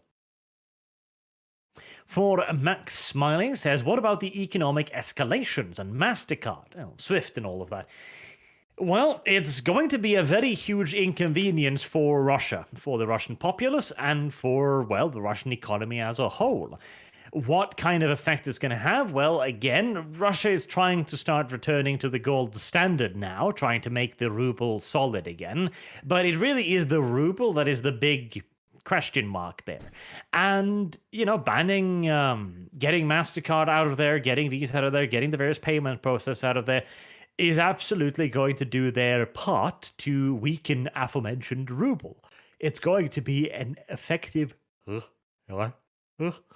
I need sustenance soon. Sanction. So, John, channeling a little Pelosi there, Kibbs? Oh, God, I disavow. Oh, no. Am I doing that knuckle thing? God, that was creepy. It was. Like, why did the woman do that? Why, because Kyle? Explain. It's all You're from the same nation. It's all an act. She's like trying to be all giddy and happy, like, oh, I'm doing this thing. Because the thing is that the political elites just love to either, I'm not sure, flex on us, or if they're literally so stupid that they think people are like, oh, they're doing... Actually, I'm sorry. People are stupid. So there are people probably doing it too and going like, yeah, rub my knuckles together. Oh my God, help me. That was awful. I actually just turned it off, like, because somebody sent me that clip. I played it. She did that like twice and I closed it and I went, nope. It's too cringe. It was pretty cringe. It's terrible.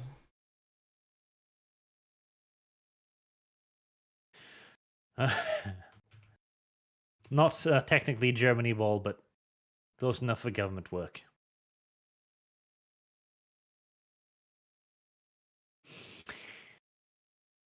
Mark DeShame says, Putin be like Russia is OG Antifa.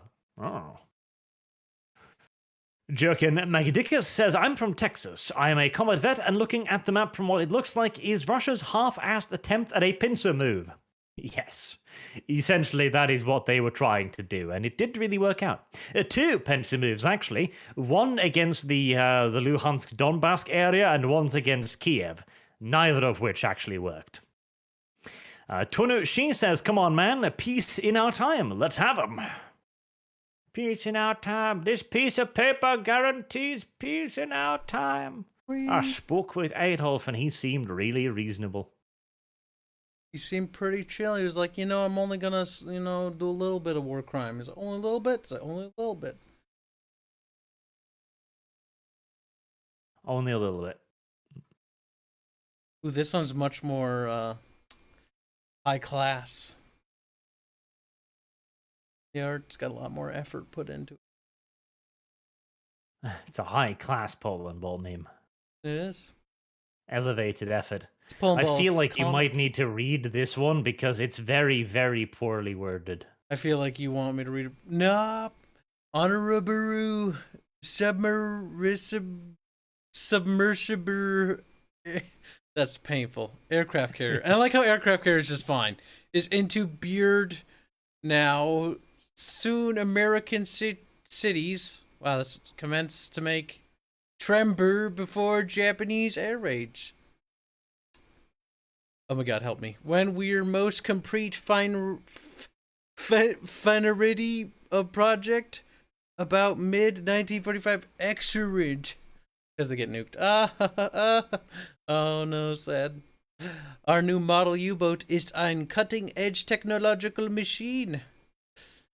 So advanced it is that ein especially trained operative is needed just for flushing dust crapper.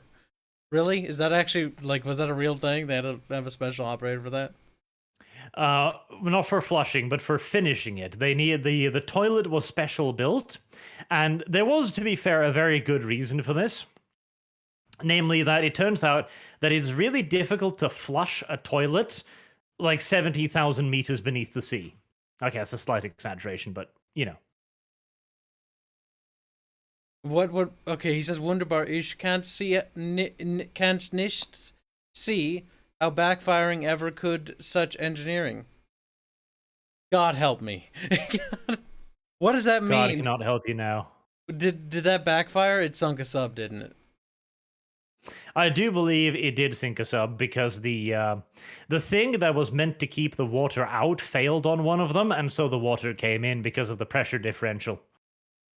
Because it was actually a really fucking complicated piece of technology. Because, again, the thing is, it's very difficult to flush a toilet when the pressure difference between the inside and the outside is that goddamn enormous.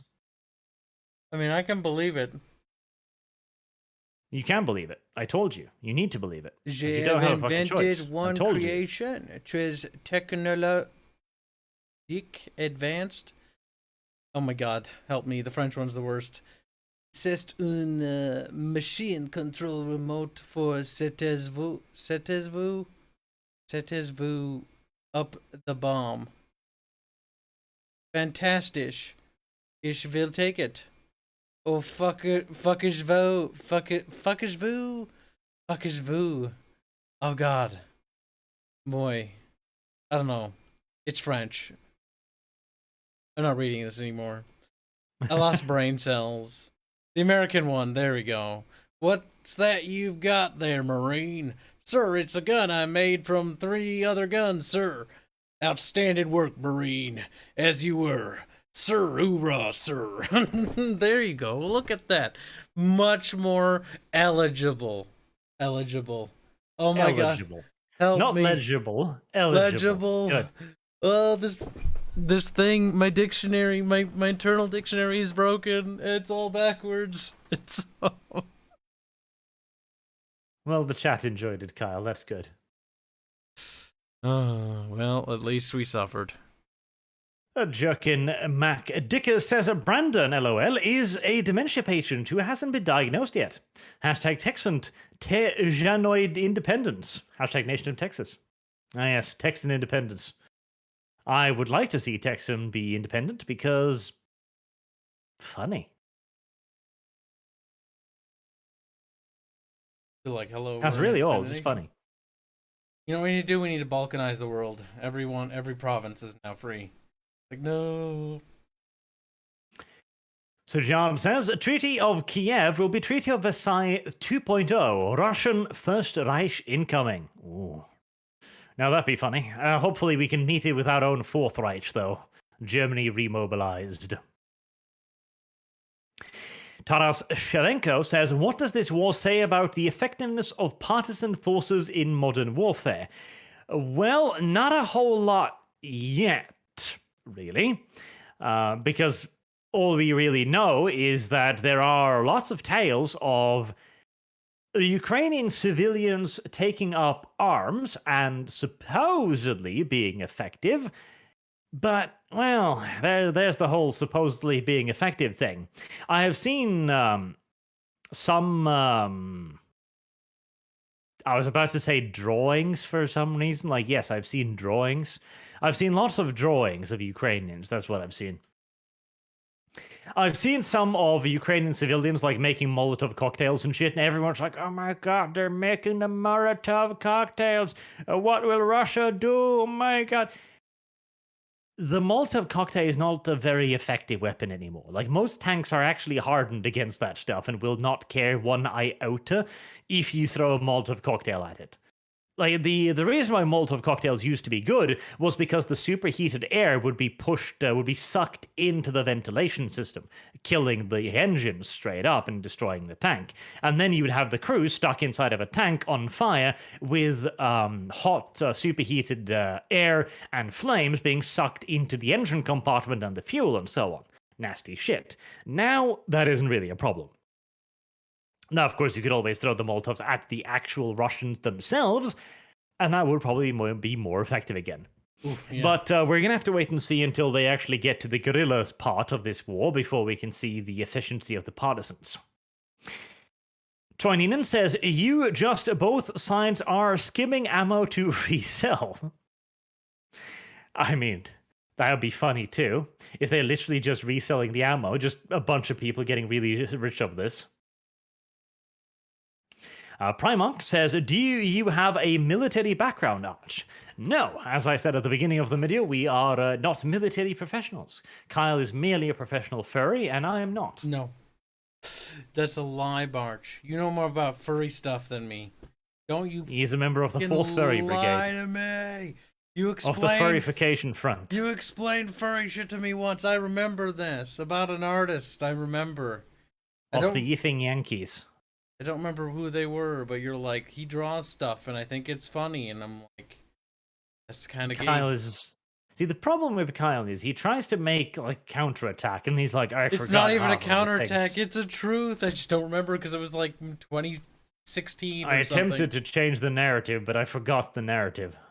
The narrative happened in 2016. No, it's a long time ago. This excuse doesn't work, Kyle. Been a long time. Fuck. Sandoom says, quick thing on military costs. The Thompson at the start of World War II cost the equivalent in today's money about $5,000 per Thompson. The Thompson was also ludicrously expensive for what it was. A silly little SMG. Smith Self says, Shakespeare, I'm China the poet. China Sina the poet. That's weird and confusing. And I don't understand. The Grizzly says the vast majority of people are lemmings who cannot think critically. It is just laughable at this point how unaware people are and how willing they are to go along with whatever the propaganda box tells them to do. It is. It's going to be a very interesting chapter in future history books.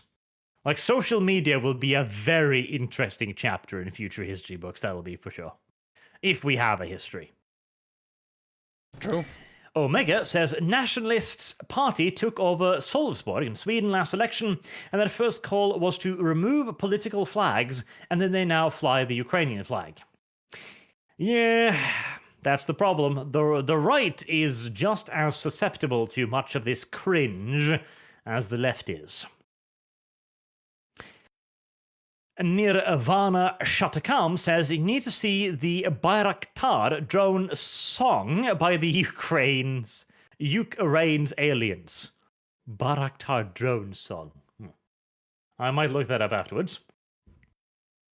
But yeah, actually, let me expand upon that point because it generally does annoy me. We need to be the whole we can't use their tactics because then we're not better than the thing. I don't believe that. Our opposition is constantly breaking their own rules, and so I feel perfectly fine in using their own logic against them and breaking their own rules. I've got no problems with that whatsoever. However, we do need some firm things because it makes us better than them. Straight up. No political flags on governmental buildings ever. Government buildings should only ever fly the national flag or that of the local, commune or whatever local area you've got if it's got a flag or some gay-ass distinction. But no pride flags and no foreign nation flags because it's dumb. Because it's just dumb. And that's the final word on that. I don't think it is. Kevin Ole says, didn't a Redditor kill a bunch of Ukrainian soldiers? I don't know about that. I have no idea. I did see what I presume to be a meme picture with 4 fat Redditors wearing, like, Star Wars caps, supposedly heading into Ukraine. That would be funny, if nothing else, but for their own safety, I hope it isn't true. Germ70 says, imagine being the overall loser in an invasion, you are winning. Putin is the new Napoleon. That's the thing, everyone just assumed that Russia would win swiftly and cleanly because that would be the reasonable thing to assume, and that is why Russia is currently getting dragged, because they're not living up to, well, the standard of the US, basically. Troininen says, it's hard to believe that in 40k the Emperor conquered the galaxy, seeing that Earth had no resources and that those humans left would be irradiated. He had Space Marines. That's all you need to know. He had Space Marines. Josiah Ernst. Prepared for the price of Russian mail-order brides decrease. Same. I'm looking forward to it. I'm going to get at least 5, I think. One to clean, one to mow the lawn, one to take care of the forest, one to do the shopping, and a 5th one just because they're that cheap. I mean, why not? Bargain deal. You know, you can always sell the used goods. You absolutely can. Okay, that's funny. I believe there will be a thriving meat market after this. Oh no. By the way, like, people think this is a joke. This isn't a joke. Like, here, Kyle, go on. Oh boy. This is safe to pull up, right? Yes, relatively speaking. Russian mail order brides? What the fuck? Yeah. It's not a joke. It's an actual thing.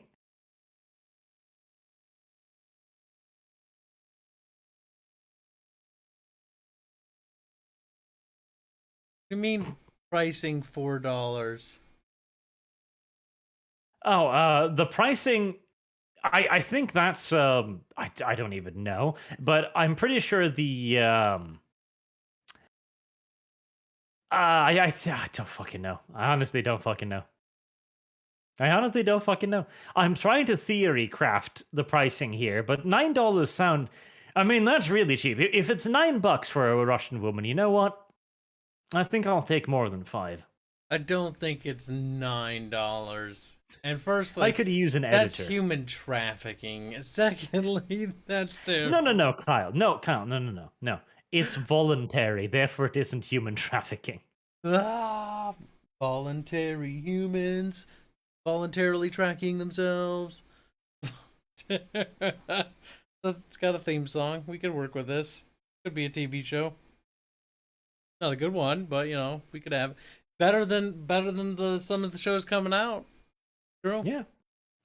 And hey, there's even Ukrainian bride or mail order brides, and I imagine their prices are just fucking plummeting right now. Like, damn, dime a dozen. Oh well. Sometimes you just gotta take advantage of the situation. Jagerbomb 2 says, at what point is a war is official? We're funding Ukraine, arming them, and sending them mercenaries. Feels like we did declare war in all but name. Well, we in many ways kind of did, but, you know, the little things are important in this. Actually declaring war is a pretty important part of being at war, at least logistically, militarily, and taxation-wise speaking. Sharon5582 says, definitely getting the 5 minutes of hate from media right now. Oh, very much so. It's like, they literally do occasionally go like, Russia, and wait for the boos and the claps, and like, they're bad too, you see. They're the COVID, and COVID 2.0, but Russian. It's like COVID, but like with like people, man. Oh my god, no, what they're saying is we need to wipe them. No! They're beginning to advocate for genocide. See what they did there? Like, we need to bring the COVID numbers to like, flatline it. Like, we need to flatline the Russian population. Oh my god. Cancelled. Cancelled, Jen. Oh no. So long as it's Kyle getting cancelled and not me. Old Boy Aladdin says, greetings, Arch. It's insane all this had to start on the same day Azur Lane dropped the new Soviet ship girls. The devs locked down the comments on all the Soviet girls to prevent a spam war. Northern Parliament forever. That was, perhaps poor timing, I will admit. Maybe. But, you know what? Sometimes you just gotta go with the flow. You gotta drop some Russian ship girls in the middle of an invasion. It's not a problem. It's not a problem. It's fine. It's fine. It's fine. Think of it as a marketing ploy. Invading a store near you. Martin James says, most people don't understand fog of war. Sure, you may understand not being aware of the exact location of enemy units, but imagining not being entirely aware of the exact location of friendly units. Yes. Or hell, not even friendly or enemy units, being aware of the location of anything at that point. Enemies, friends, tanks, vehicles, cities, if a city is friendly or not, etc., etc., etc. Sandoom says, why is Kibs a furry that refuses to admit it? So this has to do with a deep-seated trauma from his childhood, I believe, that included... What was your cat's name again? Mr. Fluffles or something dumb like that? What are you talking about? What cat? See, he ran over multiple cats, and that awakened something dark inside of him. I was like, I had a pet chameleon, actually 2, and geckos, and some dogs. Shut the fuck up, sick bastard! Can't even appreciate. That's very weird. I also had an ant colony. That didn't work out so well. Yeah, I imagine that would be weird. They're a bit delicate. Turns out in packaging. Run with it, chat. Run with it.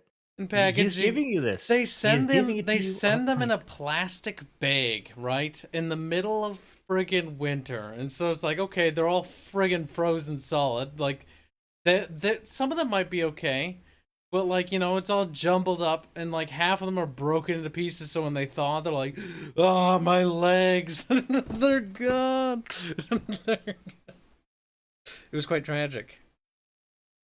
My God, Kyle, you are a horrible human being to have done that to those poor animals. Bugs. Disgusting. Bugs are part of the animal kingdom, Kibs. Oh my fucking God. No, they're bugs. Bugs don't get to be a part of this kingdom. They're bugs. Crawly critters.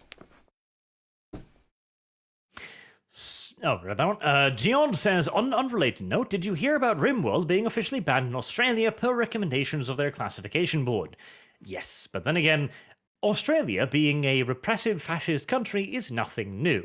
Or newsworthy, it's simply just another day in Australia. I pity the people that live in that prison colony, but then again, I'm sure they did something to deserve being there as well. No objections to that. Good. Troy Neenan says, if there was a war with the moon, what would it look like? And yes, the moon would be a good source for solar energy and mineral deposits. What would it look like? Like rockets going back and forth.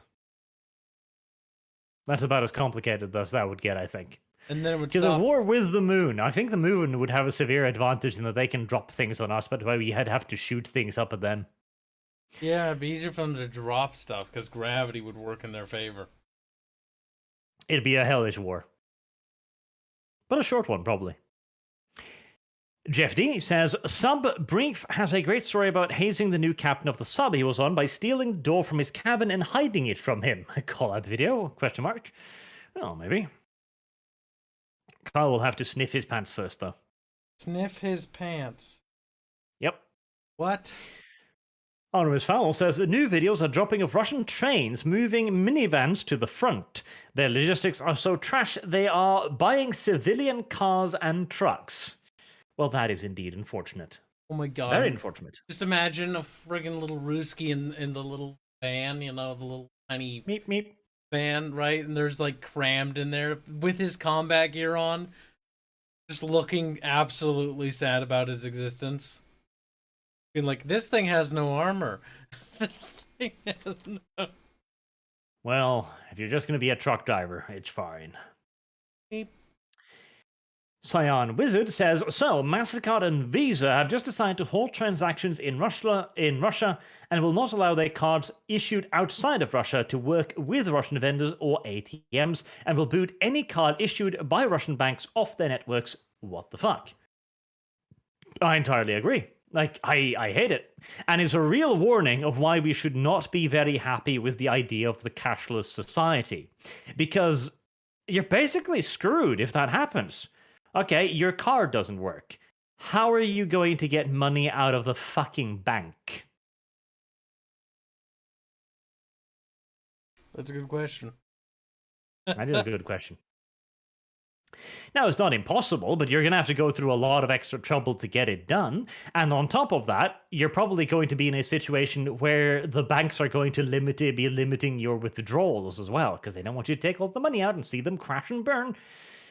Yeah, no, I'm not a fan at all of corporations getting involved in national conflicts. I fucking hate it. It is not their place. This is not what they were supposed to be doing. And I really hate the people who are applauding them. Like, yay, corporations are waging war on nations. This is not a negative precedent in any way, shape, or form. I think it might be. I really think it might be. Yeah, it's kind of like I saw a post on Twitter this morning, actually, when I got up for work. And one thing I thought was kind of interesting was this post actually was like, oh, the canned bubbly water companies are selling their products in Russia. This is unacceptable. We must stop them. And it's like okay, like bubbly water with a little bit of sugar in it. What? What? We must halt the Russians' ability to acquire soda, and this will end the war swiftly, you see. I don't know if it will, though. I genuinely don't know if it will. I think that the war will end, if they lose militarily, run out of supplies or equipment. I think starving the civilians, I guess you'll kill some. Not with bubbly water, but like. But it's and there's very Kyle weird. Suddenly. It's like, I don't think taking away their bubbly water will end the war. If I had something to say about it, we'd just starve their civilians to death. Like, we could just carpet bomb the civilians like we used to do in the good old days. He's like, no. To be fair, we tried that, and he wasn't anywhere near as effective as we anticipated, honestly. Turns out people just get mad when they get bombed. Yeah, that's the problem. It didn't really make them want to fight less. If anything, it just made them want to fight more, which, like, that wasn't the point at all, really. Now I kind of downright tragic when you come to think about it. More than what I used to. And it's like, whoops. Like, wow, you took away all of my things. I'm really fucking pissed off now. I have no reason not to kill you. It's like when we bombed random farms in Vietnam, and then it's like, why do the farmers want to kill us? It's like, because we blew up, his house, his wife, his kids, and his farm was ruins. All he has left is anger. That's all we left him is his anger. Like, we should have just blew him up too, but no. It's such weird to be so resentful for such a minor transgression. Yeah, bombing people doesn't, unless it's precision strikes, like carpet bombing civilians is making good recruitment posters for the enemy. Yeah, sure, bombing cities can be fun, but as a military strategy, it leaves a lot to be desired, frankly. Kyle doesn't have any counter arguments, and then he's like, yes, bombing cities can be fun. I mean, I haven't tried it. I can't say no. Why haven't you? Can't diss it until you try it. See, I'm pretty sure you have, though. You have tried, at least in the digital spectrum. Okay, I was going to say, it's like, yes, at some point in my life I was in a plane, like, what would be great as I'm flying, to Mexico once?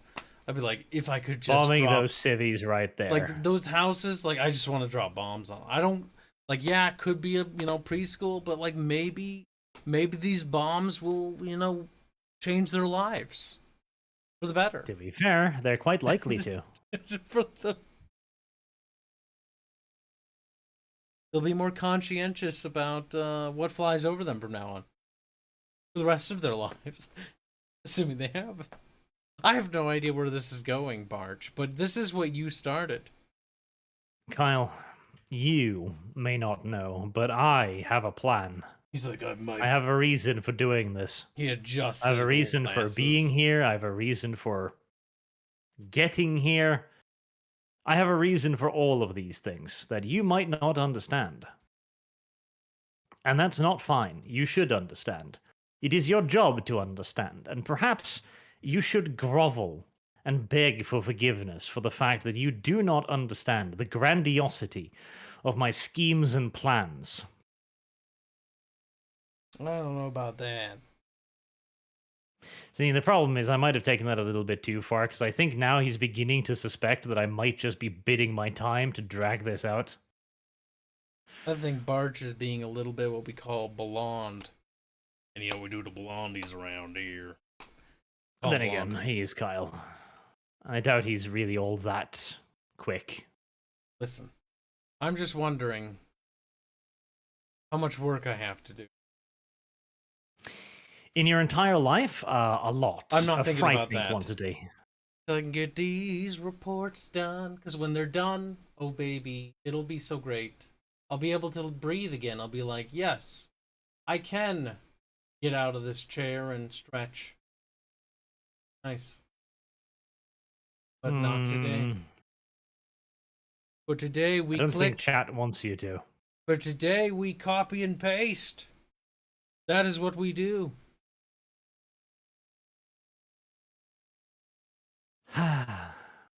Oh, Kyle. How could you? How could you find yourself in this problematic position? Problematic. Anyways, enough waffling randomly. Andrew Jackson says, well, the judge was not wrong. I don't know what that is in reference to, unfortunately. Artemis Fowl. Arch, what do you think of the half-assed rusty grills that Russian tanks have welded to the turrets to stop javelins and end-loss? Remind me of RPG nets. I mean, it's better than nothing. That's absolutely correct. It is better than nothing. It is a superior strategy to doing nothing.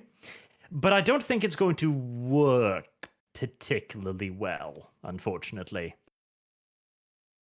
The Grizzly, Florida refugee to freedom land from the tyranny of Shedolf Missler. I heard she's going to be Kamala VP, should she be the nominee.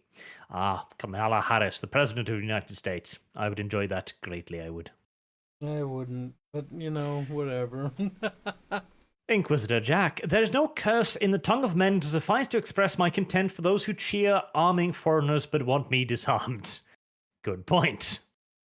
Very good point. Troy Neenan, they're going to need to redo every 80s movie to show the Russians wetting themselves when the hero shows up. Oh, poor Russians. Black 1917, no, Kyle, they're saying that we should shut down the world's economy again in fear of Russia. Why not? It worked out well the first time. Why would we do that? Just funny. Oliver Nord. First, mainstream media makes us believe the Chinese virus came from China. Then they claim a Russian invasion from Russia. Fake news will never stop. Oh. A spicy yet... it's a case with historical precedents. Marked Ashamed. Australia needs Ned Kelly. Too bad they hung him. Australia needs Jesus. That's what they need. Too bad they hung him too. The Grizzly says, since you had Razor Fist on, will you guys try to get Sticks on for a big old clanking session? Arch, you're in Europe, that's all the same. Also, the EU fans tell me just walk over to the Netherlands and knock on his door. Are we big enough to get Sticks on? I don't think we're big enough to get Sticks on, sadly. We would need to butter up Razor Fist a great deal. See, we could get Razor Fist on because we have Sargon, and I can go to Sargon and be like, Sargon, tell me this person's Discord. And Sargon's like, derp, derp, derp, here. That's mighty kind of him. It is. Oh, you might give it a try. Inquisitor Jack, good luck finding a Western woman who wants a family and isn't a bicycle. Better to be single than debase yourself with a 304. Well, that's where the Russian mail order bride comes in, yes. Tarasa Shevchenko, when will Sabaton release the song about the Russia-Ukraine war? When it's long over and they won't have to worry about getting cancelled for doing so. Inquisitor Jack says, nothing more dangerous than men with nothing left to lose. Real-life dwarf slayers. Pretty much. Space Monkey 0899 says, EU and US sanctions are backdoor bribes to Russia. I do think that the Russian mail order bride market will benefit greatly from this. I think it will do. They're going to get lots of sales. Yep. Very, very good for them. And finally, Taras Shevchenko says, as Sergeant Zim said in Starship Troopers, war is about applying the correct amount of force in any situation. War. War never changes, except when it does, and proves Fallout false. Yeah. What do you got to say about that, Kyle? You Fallout simp. Fallout simp. Get out, Art. How dare you accuse me of liking the Fallout franchise? Even though I do. There you go. I was right. Right then. We have gotten through all of these super chats, and so we'll wrap it up there, I think. Thank you all very much for watching. Thank you all for your very generous donations as well, and hopefully we will see you all again tomorrow with the Skaven RP, and next week for more ArchCast, where we shall return to more mundane topics. Yes. Have a good day. Good night.